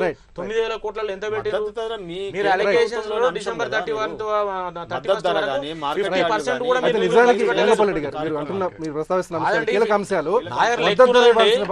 కేంద్రం ఇక్కడ బడ్జెట్ లో 67,000 కోట్లు పెడితే డిసెంబర్ 31 31 వరకు 34,000 కోట్లు. అంటే మీరు 50% రీచ్ కాలేదు. బడ్జెట్ అలొకేషన్ నిధులు 50% ఖర్చు చేయలేదు. ఎట్లా డెవలప్మెంట్ వస్తుందండి? ఎట్లా జనరేట్ అవుతుంది ఎంప్లాయ్మెంట్? ఎట్లా రైతులకు లాభం జరుగుతుంది? ఎంప్లాయ్మెంట్ తెలంగాణ రాష్ట్ర ప్రజల జీవన ప్రమాణాలు పెంచడానికి 2017-18 బడ్జెట్ ఏ విధంగా దిశానిర్దేశం చేయాలి? ముఖ్యంగా కీలక రంగాలకు ఎలాంటి కేటాయింపులు చేయాలి? స్థిర వృద్ధి, సుస్థిర వృద్ధి అనే ఒక 2 అంశాలతో తెలంగాణ బడ్జెట్ రీఇన్వెంటింగ్ తెలంగాణ ఒక ఉద్దేశంతో తెలంగాణ బడ్జెట్ పోతా ఉంది. దాంట్లో భాగంగా రైతుల సమస్యలు, రైతులకు రుణమాఫీకి సంబంధించినటువంటి అంశాలను తీర్చాలి. నెంబర్ 2, నేను ఇంతకుముందు చెప్పినట్టు ఆసుపత్రులకు 6,000 కోట్లు కాదు 16,000 కోట్లు కేటాయించినా కూడా అది సరిపోదనే ఉద్దేశం నాది. థర్డ్ వన్, ఉన్నత విద్యకు 10,000 కోట్లు కాదు, ఉన్నత విద్యకు ఇంతకుముందు కేటాయించినటువంటి 258 కోట్ల నుండి దాదాపుగా ఇప్పుడు 2,000 కోట్లకు పెంచాల్సిన అవసరం ఉంది. ఈ వృధాగా అంటే ఇప్పుడు తెలంగాణ ప్రభుత్వం బడ్జెట్పై కొనసాగుతున్నటువంటి చర్చకి తిరిగి స్వాగతం. మనోహర్ రావు గారు, ఇది తెలంగాణ రాష్ట్ర ప్రభుత్వానికి సంబంధించి 4వ బడ్జెట్. తెలంగాణ రాష్ట్రం ఏర్పడిన తర్వాత ఇది 4వసారి బడ్జెట్ ప్రవేశపెడుతున్నారు. గత 3 బడ్జెట్ల కంటే భిన్నంగా ఈ బడ్జెట్ ఏ విధంగా ఉండాలి? ముఖ్యంగా అభివృద్ధి సంక్షేమ కార్యక్రమాలకి ఏ విధంగా పెద్దపీట వేయాలి? గత 3 సంవత్సరాల నుంచి కనుక మనం పరిశీలించుకుంటే ఈ సంవత్సరం బడ్జెట్ ప్రత్యేకంగా ఒక రకమైన దిశానిర్దేశానికి స్పష్టమైన రీతిలో పథకాన్ని సూచించే విధంగా ఉండాల్సిన అవసరం ఉంది. ఈ 3 సంవత్సరాలు మనం కనుక బేరీజు వేసుకుని తీసుకుంటే ప్రతి సంవత్సరం కూడా బడ్జెట్ యొక్క లాజిక్ ప్రకారంగా ప్రతి సంవత్సరం 12 నుంచి 16% వరకు బడ్జెట్ పెరుగుతుంది. అంతవరకు బాగానే ఉంది. కానీ మనం సమీక్ష చేసుకుంటే బడ్జెట్లో ఏవైతే కేటాయింపులు జరిగాయో అందులో సరాసరి సగటున కనుక తీసుకుంటే ప్రతి రంగానికి కూడా 40 నుంచి 60% వరకు ఖర్చు పెట్టబడలేదు. అంటే 40% నుంచి 60% వరకు అలా మిగిలిపోయి ఉంటుంది. అది సరి అయిన పద్ధతి కాదు. మొదటిది. రెండవది ఏంటి అంటే సంక్షేమ రంగానికి పెద్దపీట వేస్తున్నాము. ముఖ్యంగా బీసీలకి, ఎస్సీలకి, ఎస్టీలకి, మైనారిటీలకి, తర్వాత దాంట్లో రకరకాల పథకాలు, కళ్యాణ లక్ష్మి కానివ్వండి, షాదీ ముబారక్ కానివ్వండి, లేకపోతే ఇవన్నీ ఈ పథకాలు ఏవైతే మనం అట్లానే వృద్ధులకు పింఛను ఇవన్నీ మనం ఫోకస్ చేస్తున్నప్పుడు దీంట్లో మనం గుర్తుపెట్టుకోవాల్సింది అంటే ఒకవైపు సంక్షేమ రంగాన్ని ఫోకస్ చేస్తూనే ఇంకోవైపు అభివృద్ధి రంగాన్ని ఏ విధంగా మనం చేసుకొస్తున్నాం అనేది ముఖ్యమైనది. దీంట్లో నేను 2 రంగాల్ని ముఖ్యంగా చెప్తాను. మొదటిది ఏమిటంటే వ్యవసాయ రంగం. వ్యవసాయ రంగంలో ఉత్పత్తి అనేది 3 సంవత్సరాలుగా మనం కనుక చూస్తే సగటున కనీసం 2 నుంచి 3% పడిపోతుంది. ఒకవైపు వ్యవసాయ ఉత్పత్తి పడిపోతుంది. వ్యవసాయ రంగానికి జరిగిన కేటాయింపుల్లో ఎంతనైతే మనకు ప్రోత్సాహకాలు రావాలో అవి రావట్లేదు. తర్వాత రైతులకి, వ్యవసాయ రంగం పైన ఆధారపడిన ప్రజలకి వారికి కావాల్సిన మద్దతు ధర అనేది రావడం లేదు. ముఖ్యంగా మన దినుసులు కానివ్వండి, పత్తి కానివ్వండి, మిగతా లేదా మన వరి సాగుబడి కానివ్వండి, దానికి కావాల్సిన మద్దతు రైతు సరిగ్గా మద్దతు ధర రావట్లేదు. సులభతర వాణిజ్య విధానానికి సంబంధించి దేశవ్యాప్తంగా తెలంగాణ రాష్ట్రం ప్రథమ స్థానాన్ని వహించింది. మరి దీనికి సంబంధించి వాణిజ్య విధానాన్ని, అలాగే పారిశ్రామిక విధానాన్ని ప్రోత్సహించే దిశగా, అలాగే ఉద్యోగ ఉపాధి కల్పన రంగాన్ని ఇతోధికంగా పెంచే దిశగా రాష్ట్ర ప్రభుత్వం ఎలాంటి అంశాలపై దృష్టి పెట్టాలి?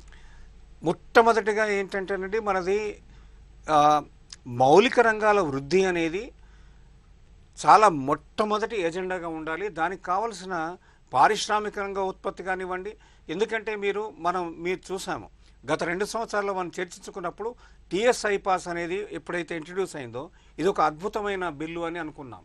కానీ దాని తర్వాత జరిగింది ఏమిటి? ఎన్ని వచ్చాయి మనకు పరిశ్రమలు, ఎన్ని పరిశ్రమల్లో ఎంత ఉత్పత్తి జరిగింది? మనం ఫార్మా హబ్ అనుకున్నాం మహేశ్వరంలో. ఆ ఫార్మా హబ్లో ఎంతమంది అయితే ఎవరైతే మనకు ప్రామిస్ చేశారో వాళ్ళలో ఎంతమంది వచ్చారు, ఎన్ని స్టార్ట్ అయినాయి? కేవలం ఫార్మా ఉద్యోగి తీసుకుందాం, అది ఎంతవరకు ప్రోత్సాహకరంగా ఉంది? అదొకటి. అది కాకుండా మనము ఒక టెక్స్టైల్ హబ్ అనేది స్టార్ట్ చేద్దాం అనుకున్నాం. స్టార్ట్ చేద్దాం అనుకుని ఇప్పుడు దాదాపు 3 సంవత్సరాలు అయిపోయింది. వరంగల్లో టెక్స్టైల్ హబ్ అనుకున్నాం. అయితే మొన్న 2 నెలల క్రితం రామారావు గారు తమిళనాడు వెళ్ళి కోయంబత్తూరు, తిరుపూరు అవన్నీ చూసి అక్కడ చాలా ఎంతో అధ్యయనం చేసి దానిపైన ఇంప్రెస్ అయిపోయారు. అది బాగానే ఉంది. అది మొట్టమొదటి చేయాల్సిన అవసరం ఉంది. అసలు హబ్ అనేది మనం చేద్దాం అనుకున్నప్పుడు హబ్ చేద్దామని మనం అనౌన్స్ చేసిన తర్వాత, ప్రకటించిన తర్వాత 3 ఏళ్ల కాలయాపన ఎందుకు జరిగింది? మొదటిది సరే, ఇప్పుడైనా వెళ్ళి చేశారు, చాలా మంచిగా జరిగింది. కానీ అక్కడ మనం తీసుకున్న పాఠాలని ఇక్కడ మనం అమల్లోకి తీసుకురావడానికి ఏం చేస్తున్నాము? అట్లానే సిరిసిల్ల తర్వాత మన అంతర్గం నిజామాబాద్ జిల్లాలో ఉన్న కొన్ని మూలబడ్డ చేనేత పరిశ్రమలు అవన్నీ ముందు రివైవ్ చేసుకోవడానికి కావాల్సిన నైపుణ్యాల మీద మనం కేంద్రీకరించాలని మనం గత 2 సంవత్సరాలుగా చర్చించుకుంటాం. ఎంఎస్ఎంఈ సెక్టార్కు అలాగే నిరంతర విద్యుత్ అందించడానికి కూడా రాష్ట్ర ప్రభుత్వం అనేక ప్రణాళికలు రూపొందించుకుంది, వాటిని అమలు చేస్తోంది. మరి ఈ దిశగా ఇప్పుడు పారిశ్రామిక రంగాన్ని బలోపేతం చేయడానికి ఈ బడ్జెట్ ద్వారా ఎలాంటి మార్గనిర్దేశనం చేయాల్సిన అవసరం ఉంది? ఒకటంటే అండి, విద్యుత్ శక్తి రంగంలో మనం నిరంతర విద్యుత్ ఇవ్వడం అనేది కేవలం కొనుక్కోవడం ద్వారా మాత్రమే సాధ్యం కాదండి. ఈ 3 సంవత్సరాల్లో మనం కేవలం కొనుక్కోవడం అనే ఒక దానిపైనే మనం ఫోకస్ చేయడం జరిగింది. ఉత్పత్తి అనేది, విద్యుత్ ఉత్పత్తి అనేది దాంట్లో ఏమాత్రం కూడా ఇంప్రూవ్మెంట్ లేదు. ఎందుకంటే దాని మీద మనం సమీక్షించుకోవాల్సిన అవసరం ఉంది. మన ఓన్ జనరేషన్, మన ఓన్ ఎలక్ట్రిసిటీ జనరేషన్ లేకుండా మనం 1000 మెగావాట్ల పైచిలకు మనం ఉత్పత్తి కేంద్రాన్ని ప్రారంభించుకున్నాం. ఇంకో 2 ప్రారంభించుకోపోతున్నాం. అయితే ఇప్పుడు ఒకటేంటంటే విద్యుత్ శక్తి అనేది మనకు అవుట్పుట్ అనేది మనం చూపించగలుగుతాం. ఈరోజు మనం కొనుగోలు చేస్తున్నప్పుడు మొట్టమొదట ఉన్న సరసమైన ధరలు ఇప్పుడు లేవు. మన రేట్లు కూడా పెరుగుతున్నాయి. మనకు అమ్మే వాళ్ళు కూడా దాని రేట్లు పెరుగుతున్నారు. ఇవన్నీ సమీక్షించుకోవాల్సిన అవసరం ఉంది. మనకు కేసీఆర్ గారికి ఉన్న అనుభవం, వారికి ఉన్న ఉద్యమానుభవం కానివ్వండి, వారికి ఉన్న అధ్యయన అనుభవం కానివ్వండి, వారికి ఉన్న నిపుణుల యొక్క సలహాలు కానివ్వండి, అవన్నీ ఉన్నప్పుడు ఇలా జరగడం అనేది కొంతవరకు అది మనం నిరోధించుకోవాల్సిన అవసరం ఉంది. మల్లారెడ్డి గారు, ముఖ్యంగా వెనుకబడిన తరగతుల అభివృద్ధికి, సంక్షేమానికి రాష్ట్ర ప్రభుత్వం ప్రత్యేక దృష్టి సారించింది, అలాగే ప్రణాళికలు రూపొందించుకుందని రాష్ట్ర ప్రభుత్వం స్పష్టంగా చెబుతోంది. మరి దీనికి సంబంధించి వెనుకబడిన తరగతుల సంక్షేమ రంగానికి సంబంధించి, వారి అభ్యున్నతికి సంబంధించి, వారి సర్వతోముఖాభివృద్ధికి సంబంధించి రాష్ట్ర ప్రభుత్వం ఎలాంటి అంశాలపై దృష్టి పెట్టాలి? ఇక్కడ ఒక ముఖ్యమైనటువంటి విషయం ఏంటంటే, ప్రభుత్వ బడ్జెట్కు సంబంధించి ఒకటి సంక్షేమ పథకాలకు 35,000 కోట్లు ఖర్చు పెడుతున్నారు. 1,20,00,000 మందికి పెన్షన్లు ఇస్తున్నారు. ఇది సంక్షేమ పథకాలకు సంబంధించి. అలాగే సేవారంగానికి సంబంధించి, అంటే వ్యవసాయం, పరిశ్రమలు, సేవారంగానికి సంబంధించి 10,000 కోట్లు సాఫ్ట్వేర్ ఎగుమతి చేశారు. కానీ ఉత్పత్తి రంగాలైనటువంటి 2 వ్యవసాయం, పరిశ్రమలు, వీటి మీద దృష్టి పూర్తిగా తగ్గింది. ఒకటి. రెండవది ఎస్సీ, ఎస్టీ, బీసీస్ ఉన్నారు. ఎస్సీస్కు 10,000 కోట్లు సప్లాన్ కింద కేటాయించారు. ఎస్టీస్కు 8,000 కోట్లు వాళ్ళకి కేటాయించారు. బీసీస్కు 2,200 కోట్లే కేటాయించారు. ఇవి ₹1 ఖర్చు పెట్టలే. ఎందుకంటే ఈ సప్లాన్ నిధులు ఖర్చు పెట్టడానికి రూల్స్ లేవు. అంటే సప్లాన్ చట్టం పోయిన ప్రభుత్వం చేసింది తప్ప ఈ ప్రభుత్వం వచ్చిన వాటికి ఎలా ఖర్చు పెట్టాలో రూల్స్ తయారు చేయాలి. అందుకోసం పేరు కేటాయించారు, వదిలేశారు. పోతే బడ్జెట్లో కూడా వాళ్ళు కేటాయించినటువంటి దానిలో 50% కేటాయించారు. అందువల్ల ఎస్సీ, ఎస్టీ, బీసీసు, మైనారిటీసు, అందులో మహిళలకైతే 1,480 కోట్లే కేటాయించారు. అందులో ఐసీడీసీకి తర్వాత వాటికి వీటికి 600-700 పోతే వాళ్ళకి కేటాయించింది ఏమి లేదని చెప్పచ్చు.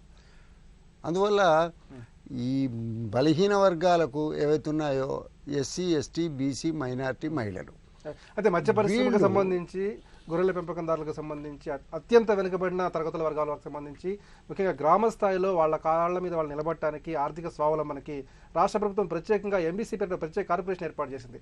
ఆ కార్పొరేషన్ విధి విధానాలు ఏ విధంగా ఉండాలి? దీనివల్ల ప్రయోజనాలు ఏంటి? ఇప్పుడు కార్పొరేషన్ ఇప్పుడు ఏర్పడింది, ఇంకా దీనికి ఏమి కేటాయింపులు ఏమి జరగలేదు. వాళ్ళు ఏంటంటే మేము 4 కోట్ల జీవాలకు బయట నుంచి తీసుకొస్తాం, మీకు 20+1 ఇస్తామని చెప్పి అని అన్నారు. అంటే 20 ఆడవి, 1 మొగది. అది ఫీజిబుల్ కాదు. 30+2 ఇస్తేనే ఉపయోగకరంగా ఉంటుంది, గిట్టుబాటుగా ఉంటుంది. ఒకటి. రెండవది, ఇప్పుడు గ్రేజింగ్ ల్యాండ్స్ అన్నీ కూడా వీళ్ళు ఆక్రమించేశారు. 50 లక్షల ఎకరాల భూమిని రియల్ ఎస్టేట్ వాళ్ళు వీళ్ళు ఆక్రమించేశారు. ఇప్పుడు మేతకు ఎక్కడ భూమి లేదు. ఇంతకుముందు 599 జీవో ఒకటి ఉండే, ప్రతి గ్రామంలో 5 ఎకరాల భూమి గొర్రెల కాపర్లకు పట్టా ఇవ్వాలని. అది ఆ పట్టా ఎక్కడ ఇవ్వడం జరగలే. అందువల్ల ఈ గొర్రెలు ఇవ్వడమే కాదు, దాని మేపకు సంబంధించి చూడాలి. ఒకటి ఇన్సూరెన్స్ చాలా కీలకమైనటువంటిది. ఇన్సూరెన్స్ గవర్నమెంటే పూర్తిగా గతంలో పే చేసింది, ఆ తర్వాత బంద్ చేశారు. అందువల్ల గొర్రెలు, తర్వాత మేకలు, వీటి పెంపుదలకు సంబంధించి ఒక ప్రత్యేకమైనటువంటి పరిశోధనా కేంద్రం ఏర్పాటు చేయాలి. ఇంతకుముందు కర్నూలులో మనకు వనవాసి అని ఒకటి ఉండేది, అలాగే మహేశ్వరంలో ఉండేది. అవన్నీ పనిచేయకుండా వదిలేశారు. అందువల్ల ప్రణాళిక డిజైను ప్రకటించడం గొప్ప విషయం కాదు. ప్రకటించడం చాలా పెద్ద ఎత్తున ప్రకటించారు. రజకులకు, కుమ్మరులకు, కమ్మర్లకు, వడ్రంగికి, గొర్రెల కాపర్లకు, ఈ ఎంబీసీలందరికీ కూడా మేము పెద్ద ఎత్తున కార్పొరేషన్లు ఏర్పాటు చేశారు. గతంలో కూడా ఈ కార్పొరేషన్లు ఏర్పాటు చేశారు, కానీ కార్పొరేషన్లకు కేటాయించినటువంటి డబ్బు వాళ్ళ వెనక పోలే. ఈ కార్పొరేషన్ చైర్మన్లు వాళ్ళు వీళ్ళు, వాళ్ళ టీఏలు, వాళ్ళ ఖర్చులు ఇవే సరిపోయినాయి.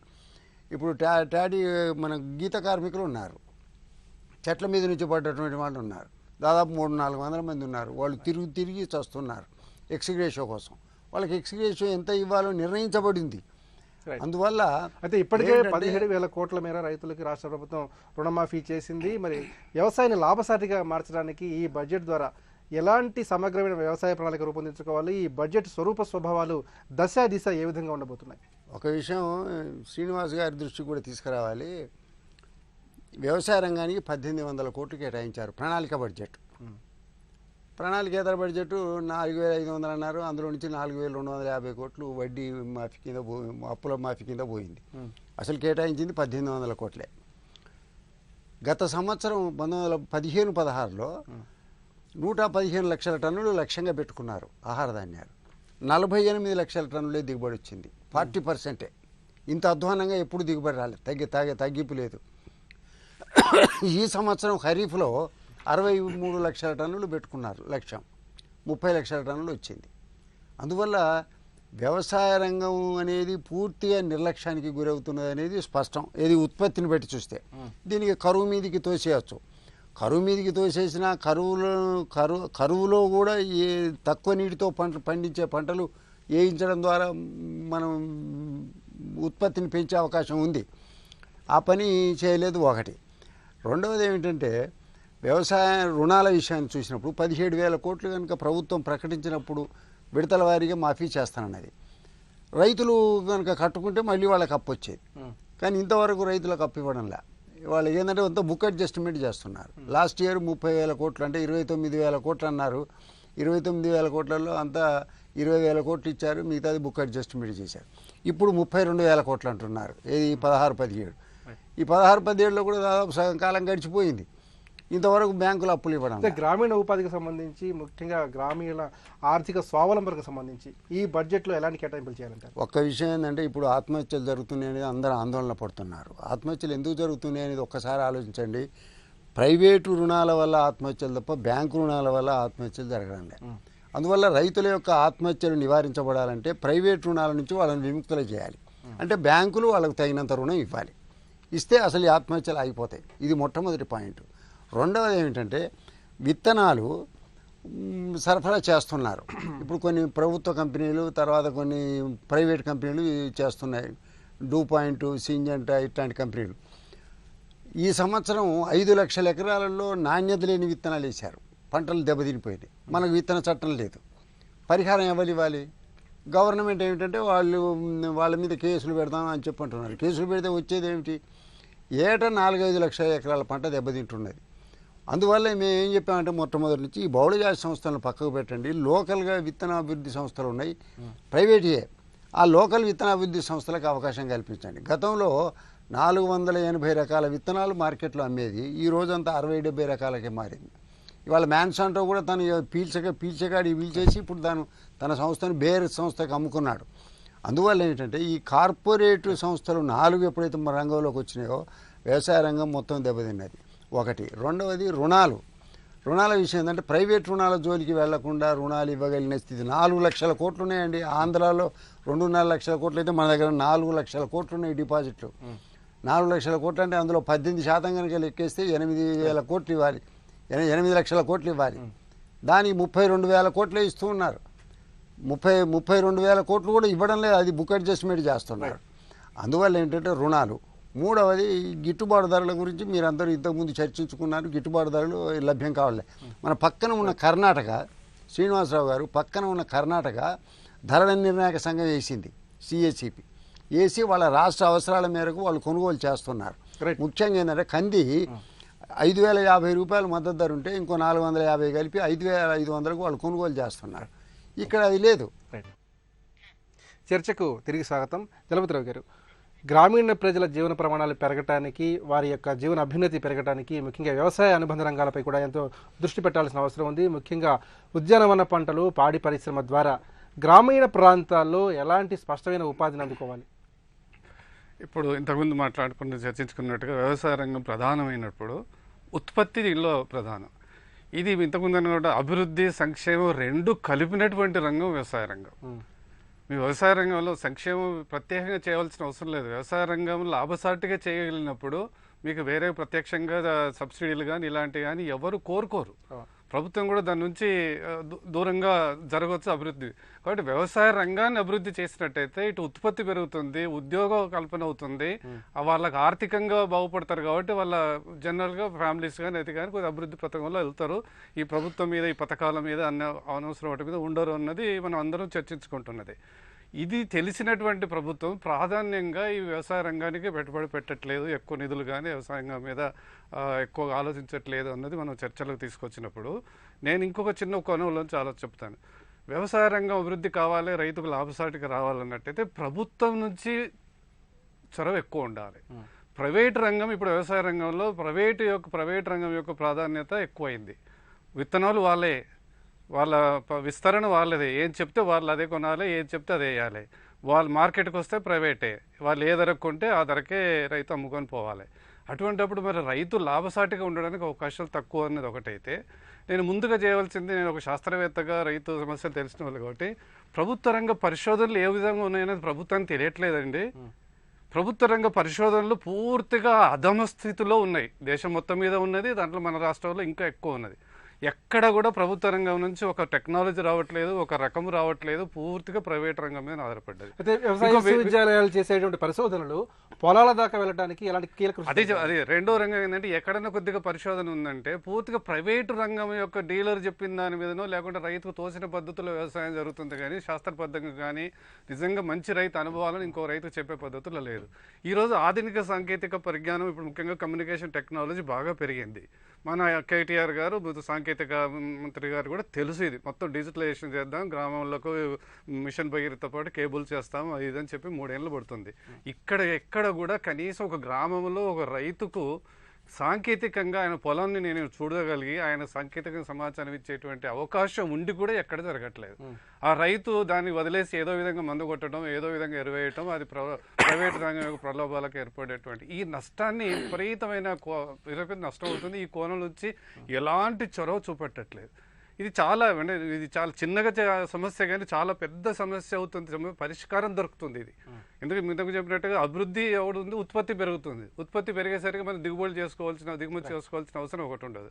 ఇంతకుముందు మీరు అన్నట్టుగా ఈ పౌష్టికాహారం కావాలంటే ఎక్కడికెళ్ళో రాదు, టాబ్లెట్ల రూపకంలో కాదు, హాస్పిటల్లో పౌష్టికాహారం దొరకదు, మనం తిన్న తిండిలో దొరుకుతుంది. కాబట్టి మనం వేసే పంటల విధానం ఏ విధంగా ఉంది, మనం తినేటువంటి ఆహారంలో ఏమన్నా పౌష్టిక విలువలు ఉన్నాయా? వరి లాంటి పంట ఎందుకు వేస్తున్నాము?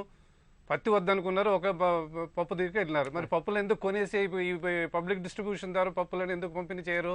సన్న బియ్యం, మీరు చెప్పినట్టు సన్న బియ్యం ఏంటండి చెప్పుకోవడానికి సిగ్గుచేటు ఒక శాస్త్రవేత్తగా? సన్న బియ్యం తింటే ఆరోగ్యం పౌష్టిక అవుతుందా? సన్న బియ్యం తినడం ఒక పెద్ద స్టేటస్. ఈ రోజులలో మెతక బియ్యం తింటున్నారు, బ్రౌన్ రైస్ తింటున్నారు, వెనకటి రోజులు ఏం తిన్నాం, దంపుడు బియ్యం తిన్నాం. అలాంటివన్నీ అలవాటు చేయండి, పౌష్టిక విలువలు చాలా ఉంటాయి. కాబట్టి నేను చివరి కోరేది ఏంటంటే, ప్రభుత్వం ఒక పంటల వ్యవసాయ విధానం, ఇంతకుముందు మీరు అంటే వ్యవసాయ విధానం ప్రకటించాలా, పద్ధతి ఎలా ఉండాలి, పంటల విధానం ఎలా ఉండాలి, ఆ పంటలకు ఇచ్చేటువంటి మీరు అన్నట్టుగా అన్ని రకాల సదుపాయాలు ఉండాలి, ప్రభుత్వం యొక్క చొరవ ఎక్కువ ఉండాలి. అన్నిటికంటే ముఖ్యంగా నేను కోరేది, బహుశా ఈ బడ్జెట్లో ఉంటుందని అనుకోవట్లేదు, ఉండాలని కోరుకునేది ఏంటంటే సహకార వ్యవసాయానికి పెద్ద పీట వేయాలా. సహకార వ్యవస్థ బాగా పటిష్టం చేస్తే ఈ కార్పొరేట్ ప్రైవేట్ యొక్క ప్రాధాన్యత తగ్గుతుంది. అప్పుడు మీరు తప్పనిసరిగా అభివృద్ధి అనేది జరుగుతుంది, ఉద్యోగ అవకాశాలు పెరుగుతాయి, పౌష్టికాహారం దొరుకుతుంది, అన్ని విధంగా అభివృద్ధికి అవకాశాలు వచ్చేటి ఈ 2-3 కోణాల్లోంచి ప్రభుత్వం బడ్జెట్ ఆలోచించగలిగితే తప్పనిసరిగా తెలంగాణ బంగారు తెలంగాణ వైపు అడుగులు వేయడానికి అవకాశం ఉంటుంది. శ్రీనివాస్ గారు, నీళ్లు, నిధులు, నియామకాలు ఈ ప్రాతిపదికన తెలంగాణ రాష్ట్రం ఆవిర్భవించింది. ముఖ్యంగా లోపాలను అధిగమించి సుపరిపాలన వైపు వేగంగా అడుగు వేయాల్సిన తరుణం ఇది.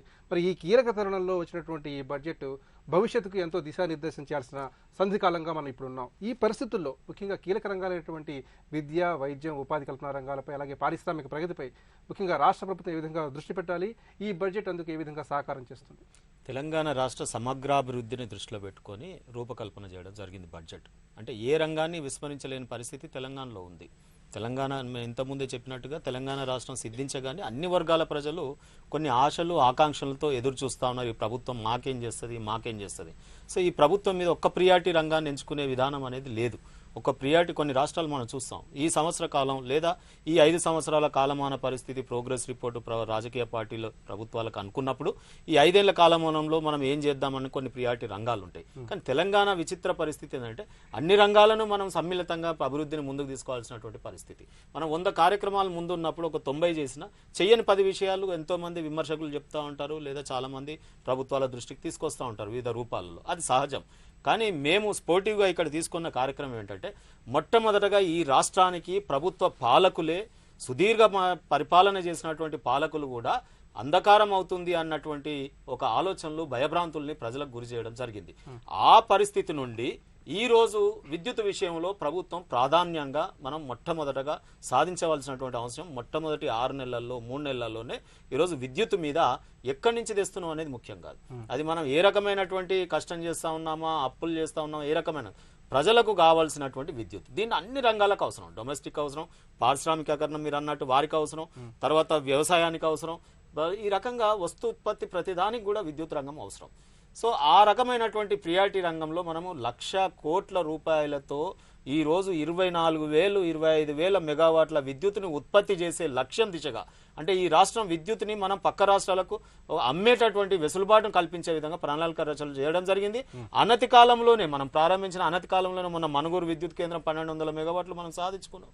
G2G గవర్నమెంట్ అగ్రిమెంట్ చేసుకున్నాం. BHEL లాంటి సంస్థల్ని ఒకవైపు వాటిని నిర్వీర్యం కాకుండా కాపాడుకుంటూ వారికి అగ్రిమెంట్లు చేసుకుంటూ మనం ముందుకు పోతా ఉన్నాం. ఎక్కడైతే బొగ్గు లభిస్తుందో, ఎక్కడైతే మనకు మినరల్స్ అవైలబిలిటీ ఉందో, బొగ్గు ఎక్కడో విద్యుత్ అక్కడే ఉత్పత్తి చేయాలనే లక్ష్యంతో కూడా మనం ముందుకు పోతా ఉన్నాం. అదే రకంగా మీరు అన్నట్టుగా నీళ్లు అన్నప్పుడు ఈ రాష్ట్రంలో ఇరిగేషన్ ప్రాజెక్ట్స్లో నిజంగా కూడా ఈ రాష్ట్రం చాలా వెనుకబాటుకు గురైంది. చెప్పుకోవడానికి ఏ ఒక్క పెద్ద ప్రాజెక్టు నాగార్జున సాగర్ ఉంది, కానీ అది కొంత ఎడమ కాల్వ వ్యవసాయం తెలంగాణకు ఉంది కాబట్టి చెప్పుకోదగ్గట్టు శ్రీరామ్ సాగర్ మనం చూసాం. బాబ్లీ లాంటి ప్రాజెక్టులు వచ్చిన తర్వాత ఎండిపోయేటటువంటి తరుణం, మట్టి నిండినటువంటి పరిస్థితి.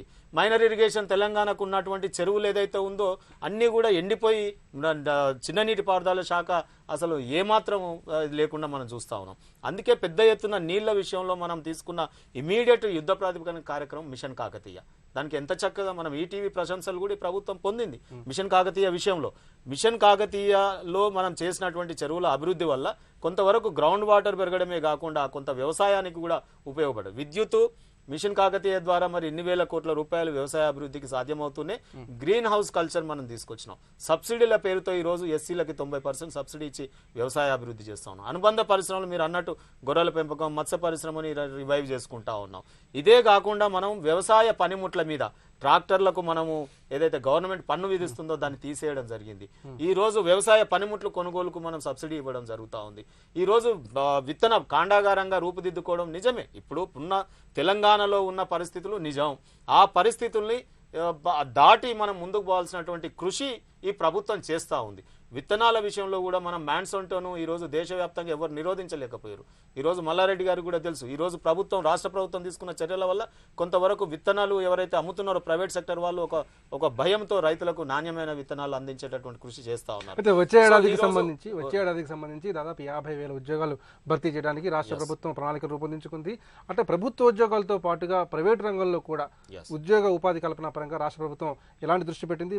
ముఖ్యంగా యువత నైపుణ్యాలు పెంచడానికి క్షేత్రస్థాయి నుంచి ఎలాంటి ప్రణాళికలు సిద్ధం చేసుకుంది? చాలా చక్కటి ప్రశ్న అండి. ఈరోజు మనం ఉద్యోగ అవకాశాలంటే ప్రజలకు లేదా కొంతమంది విమర్శలకు మనం రాజకీయాలు ఎందుకు కానీ ప్రభుత్వంలో ఉద్యోగం వస్తేనే అవి ప్రభుత్వ ఉద్యోగాలని లెక్కగట్టడం అనేది కాదు. ప్రజలకు కావాల్సింది ఏంటంటే ఉపాధి అవకాశాలు, అంటే బ్రతకడానికి కావాల్సినటువంటి పని దొరకడం. మనం ఏ రూపంలో దొరికినా దాన్ని ఉపాధి అవకాశాలుగా మనం పరిగణించాలి. అందులో భాగంగా ప్రభుత్వ పరంగా మనం ఈరోజు మనం పబ్లిక్ సర్వీస్ కమిషన్ ద్వారా అవినీతి రహితంగా మనం 6,000 ఉద్యోగాలు ఆల్రెడీ కేటాయింపబడ్డాయి.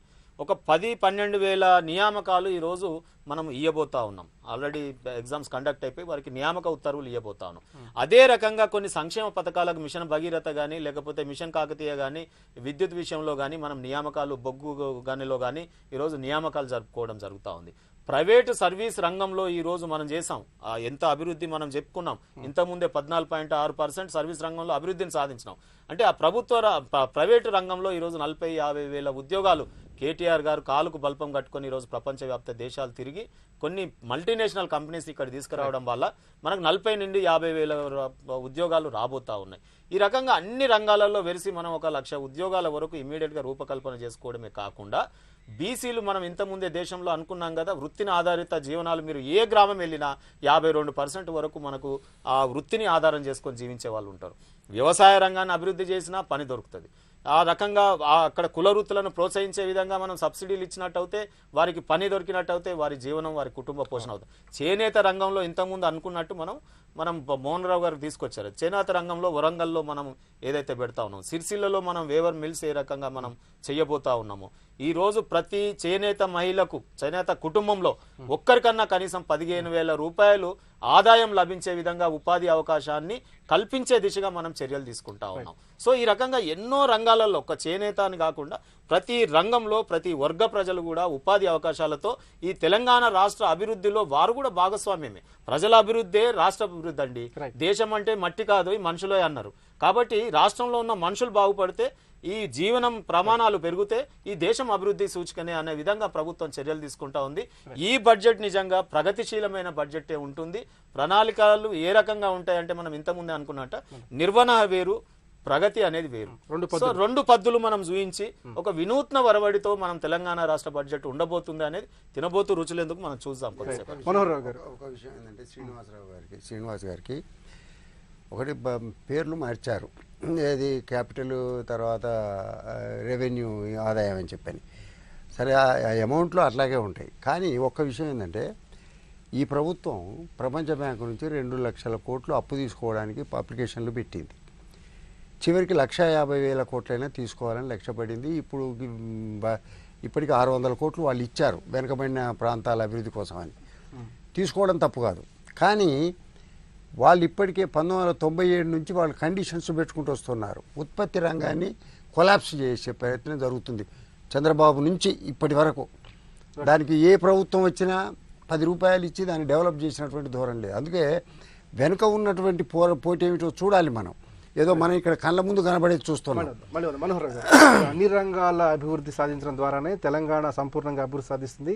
మరి ఈ బడ్జెట్ ద్వారా కీలకమైన రంగాలకు ఎలాంటి కేటాయింపులు జరగాలి, ఈసారి ఏ విధంగా ఈ కేటాయింపులు పెంచాల్సిన అవసరం ఉంది? ఇప్పుడు ఒకటండి, కేంద్రంలో కూడా ఈ ప్లాన్డ్ బడ్జెట్ అని తర్వాత ప్రణాళిక నాన్ ప్లాన్ ఎక్స్పెండిచర్ అనేది తీసేసి ఇప్పుడు వాళ్ళు ఇంటిగ్రేట్ చేశారు. దాన్ని మేము అంతా ఫాలో అవుతున్నాం ప్రతి స్టేట్లో అని. మీరు ఏది ఫాలో అవుతున్నా అనేది ఇంపార్టెంట్ కాదు. ఇప్పుడు మీరు అభివృద్ధి తర్వాత సంక్షేమం లేదా ప్రగతి లేదా సంక్షేమం ఏ పదాలు పెట్టుకున్నా అసలు మీరు చేయాల్సింది ఏంటంటే ఇదిగో ఈ రంగానికి మేము ఈ నిర్దేశంతో ఇంతవరకు కేటాయిస్తున్నాము, దీనిలో రావాల్సిన అవుట్పుట్ను మేము తర్వాత బేరీజు వేస్తాం. మనకు అకౌంటబిలిటీ లేదే. బడ్జెట్ తర్వాత బడ్జెట్ ప్రవేశపెట్టుకుంటూ పోవడమే తప్ప బడ్జెట్లో ప్రవేశపెట్టింది ఎంత సాధించాము అనే రివ్యూ అనేది పోయిన సంవత్సరం కూడా చెప్పాను, అది చేయడం లేదు. మనం ఇంత చేశాము, మన టార్గెట్స్ ఇంత నిర్దేశించాము. అయితే మనకు ఇప్పుడు పారిశ్రామిక ఉత్పత్తి ఇంత మనకిప్పుడు ఒకటండి, అసలు మొత్తం భారతదేశంలోనే కార్పొరేట్ పెట్టుబడి అనేది నెగటివ్లోకి వెళ్ళిపోతుంది. మరి తెలంగాణ రాష్ట్రంలో పెట్టుబడులు ఎక్కడికి పోతున్నాయి? కార్పొరేట్ పెట్టుబడులు పారిశ్రామికంగా దానికి కావాల్సినవి 2 ఉన్నాయండి. మనం ఇన్ఫ్రాస్ట్రక్చర్ డెవలప్మెంట్ అనేది కావాలి. ఇన్ఫ్రాస్ట్రక్చర్ డెవలప్మెంట్ అనేది ఎప్పుడు కూడా ప్రత్యక్షంగా పారిశ్రామిక ఉత్పత్తిని అభివృద్ధి పరచదు, అది కేవలం పరోక్షంగా మాత్రమే. ఈ బడ్జెట్ ఏ విధంగా దిశానిర్దేశం చేయాలి, ముఖ్యంగా కీలక రంగాలకు ఈసారి కేటాయింపులు పెంచి వాటి మీద ఏ విధంగా పునఃసమీక్ష చేసుకోవాల్సిన అవసరం ఉంది?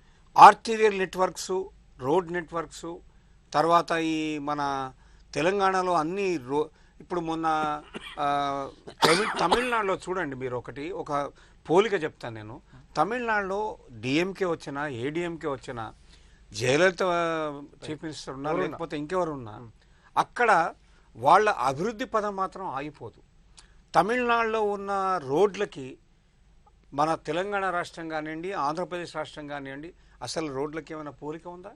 ఎందుకు ఇలా జరుగుతుంది అంటే మన రోడ్ డెవలప్మెంట్ అనేది ఇప్పుడు గత 3 సంవత్సరాలుగా మనం ఎంతో చేశాం, కానీ ఎంతవరకు దాన్ని ప్రోగ్రెస్ చేసాం? మనం అనుకున్న టార్గెట్స్లో అచీవ్మెంట్ అనేది కేవలం 40% అని మాత్రమే చెప్తున్నాను. అందుకని మన లక్ష్యాలను కనుక మనం నిజంగానే అధిగమించాలనుకుంటే కనీసం వాటిని ఫుల్ఫిల్ చేసే దిశగా, కనీసం 50% ఎక్కువగా ఫుల్ఫిల్ చేసే దిశగా జరగాల్సిన అవసరం ఉంది. అయితే కేటాయింపులు ఒక్కటే మాత్రమే సరిపోదు. దాని ఆచరణ, దాని యొక్క కార్యనిర్వహణ, దానికి కావలసిన అడ్మినిస్ట్రేటివ్ మెషినరీ సరైన ఇప్పుడు కేవలం నాయకులు మాత్రమే లక్ష్యంతో ఉండి చిత్తశుద్ధితో ఉండి వాళ్ళ యొక్క వేరే మెషినరీ కనుక దానిలో జవాబుదారీతనం లేకపోయినంత మాత్రాన ఏ లక్ష్యాలు కూడా అవి సాధించలేవు. మల్లారెడ్డి గారు, ఇప్పుడు సంక్షేమ ఫలాలు ప్రతి ఒక్కరికి చేరటమే తమ ప్రభుత్వం యొక్క ముఖ్య లక్ష్యం అని చెప్పి ముఖ్యమంత్రి చెప్తున్నారు. మరి ఈ బడ్జెట్ ద్వారా అటు అభివృద్ధిని ఇటు సంక్షేమాన్ని ఏ విధంగా సమతుల్యం చేసుకోవాలి? ఒక విధంగా చెప్పాలంటే సంక్షేమంలో దాదాపు 75% వాళ్ళు సక్సెస్ అయ్యారు, ఏది పెన్షన్లు ఇవ్వడం అవి ఇవ్వడం ద్వారా. కానీ అదే సందర్భంలో ఉత్పత్తి రంగాలైనటువంటి అగ్రికల్చరు, తర్వాత ఇండస్ట్రీస్, వీటి మీద కేంద్రీకరణ పూర్తిగా తగ్గింది. అదే సేవా రంగం మీద ఉంది దృష్టి. కానీ 52% ఉపాధి కల్పిస్తున్నటువంటి వ్యవసాయ రంగం, 32% ఉపాధి కల్పిస్తున్న పారిశ్రామిక రంగం, 84% ఉపాధి కల్పించేటటువంటి వాటికి తగిన ప్రోత్సాహం లేదు. ఒకటి. రెండవది ఏమిటంటే ఇప్పుడు గ్రామీణ ప్రాంతం నుంచి 14 లక్షల మంది వలసలు వెళ్ళిపోయారు, ఇంకా పోతున్నారు. నేను నిన్న మహబూబ్ నగర్లో కూడా చూశాను, ఇప్పటికి బాంబేకి భీమండికి వెళ్ళిపోతూ ఉన్నారు. ఇప్పుడు ఇరిగేషన్కు నిన్న మంత్రి చెప్పాడు ఈటల రాజేందర్ గారు, 25,000 కోట్లు కేటాయించాం, 16,000 కోట్లే ఖర్చు పెట్టామని. అంటే అది అత్యంత ప్రాధాన్యత కలిగినటువంటి అంశం. రోడ్లు, సాగునీరు, త్రాగునీరు అత్యంత కీలకమైనటువంటి దానికి కేటాయించినటువంటిది ఇప్పుడు 41,000 కోట్లు కేటాయించారు ఈ 3 ఏళ్లలో. 41,000 కోట్లలో వాళ్ళు అంత ఖర్చు పెట్టింది 20,000 కోట్లే. అందువల్ల ఇక డెవలప్మెంట్ ఎక్కడవుతుంది?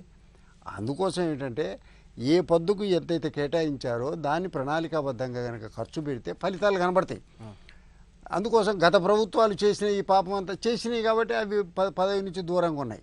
కాబట్టి ఇది శాశ్వతంగా పదవిలో ఉండదలుచుకుంటే మౌలిక వసతులు, ముఖ్యంగా సాగునీరు, త్రాగునీరు, రహదారులు, విద్యుత్తు, విద్య, ఉపాధి, ఇవి మౌలిక వసతులు. ఈ మౌలిక వసతులను కనుక వాళ్ళు సక్సెస్ఫుల్గా చేయించి మిగతా వాటి ప్రియారిటీ తర్వాత.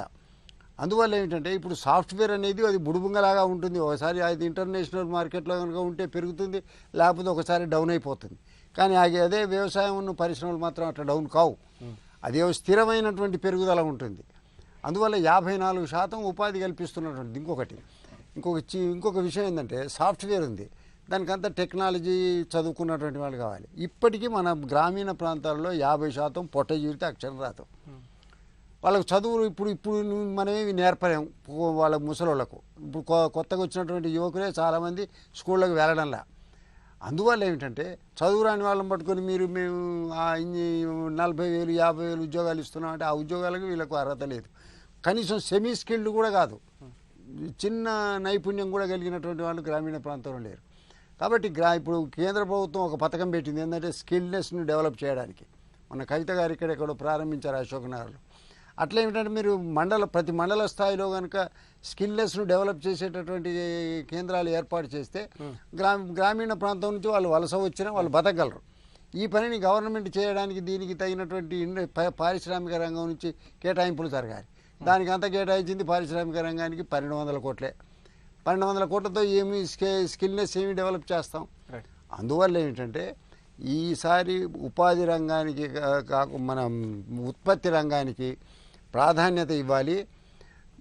ఇవ్వడమే కాదు, ఇచ్చినటువంటి కేటాయించిన డబ్బులు ఖర్చు పెట్టాలి. ఆ ఖర్చు కూడా ఏంటంటే పారదర్శకంగా ఉండాలి. ఖర్చు పెట్టడం అంటే పెట్టారు, గత ప్రభుత్వాలలో చూసాం.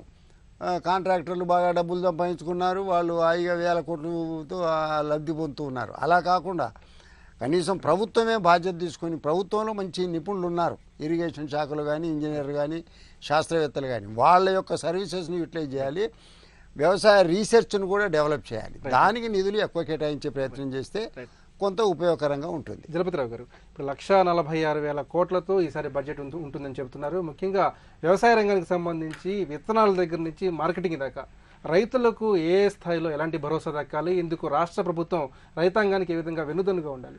ఇప్పుడు అంటే ఒకవేళ మనం కేంద్ర ప్రభుత్వంలో ప్రధానమంత్రి గారు చూసిచ్చినటువంటి ఆయన ఆలోచనలు, అది ఆ ఆచరణలోకి వచ్చేసరికి అది విమర్శ వేరనుకోండి. మనం పోయినసారి మాట్లాడుకున్నాము, రైతు ఆదాయం రెట్టింపు చేద్దాము, రెట్టింపు చేసే ప్రయత్నాలు చేద్దాం, చేసినట్టయితే గ్రామీణ వ్యవస్థ అంతా పటిష్టంగా ఉంటుంది అన్నటువంటి స్ఫూర్తిని రాష్ట్ర ప్రభుత్వం తీసుకోవాలి. ఎందుకంటే వ్యవసాయ రంగం ఎక్కువ ప్రాధాన్యత బాధ్యత ఉన్నది రాష్ట్ర ప్రభుత్వాలకు. కాబట్టి వ్యవసాయ రంగంలో రైతు ఆదాయం రెట్టింపు అవుతుందా 1.5 అవుతుందా అనేది ఒక లక్ష్యంతో పోయినట్టయితే తప్పనిసరిగా దానికి ప్రభుత్వ సంస్థల నుంచి పరిశోధన పెరగాలి.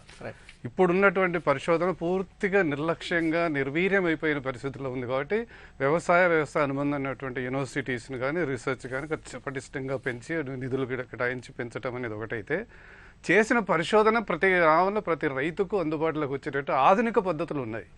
అందరికి ఉద్యోగాలు ఇచ్చేస్తే అందరూ ప్రభుత్వ ఉద్యోగాలలో ఎవరు పనిచేయట్లేదని అందరూ ఒప్పుకుంటారు. ముఖ్యమంత్రి దృష్టిలో అదే, ప్రభుత్వ ఉద్యోగం రాగానే అందరు కాలు చాపుకొని కూర్చుంటున్నారు. దానికి ప్రత్యామ్నాయ పద్ధతులు ఉన్నాయి, కమ్యూనికేషన్ టెక్నాలజీలు. కాబట్టి ప్రతి రైతుకు తన క్షేత్రం, తన ఫీల్డ్ తప్పనిసరిగా ఒక సైంటిస్టుకి అందుబాటులో ఉండాలి. సరి అయినటువంటి సూచనలు పోవాలన్నది ఒకటైతే, పండిన పంటను ఖచ్చితంగా ప్రాసెసింగ్, వాల్యూ అడిషన్ చేయాలని చాలాసార్లు పుస్తకాల్లో రాస్తాం. బట్ నిజాయితీగా ఎక్కడ జరగట్లేదు. రైతు పండించిన పంటను ఇంకా చెప్పాలంటే విలువలు లేవు, నాణ్యత లేదని మార్కెట్లోకి తీసుకొస్తే అది రావట్లేదు అని చూస్తూనే ఉన్నాం. కాబట్టి దీంట్లో యువతకు శిక్షణ ఇచ్చి స్కిల్ డెవలప్ చేసి పండిన పంటను ఖచ్చితంగా నాణ్యమైన ఉత్పత్తిగా మార్చాలన్నట్టు ఏం చేయాలన్నది ఒకటైతే,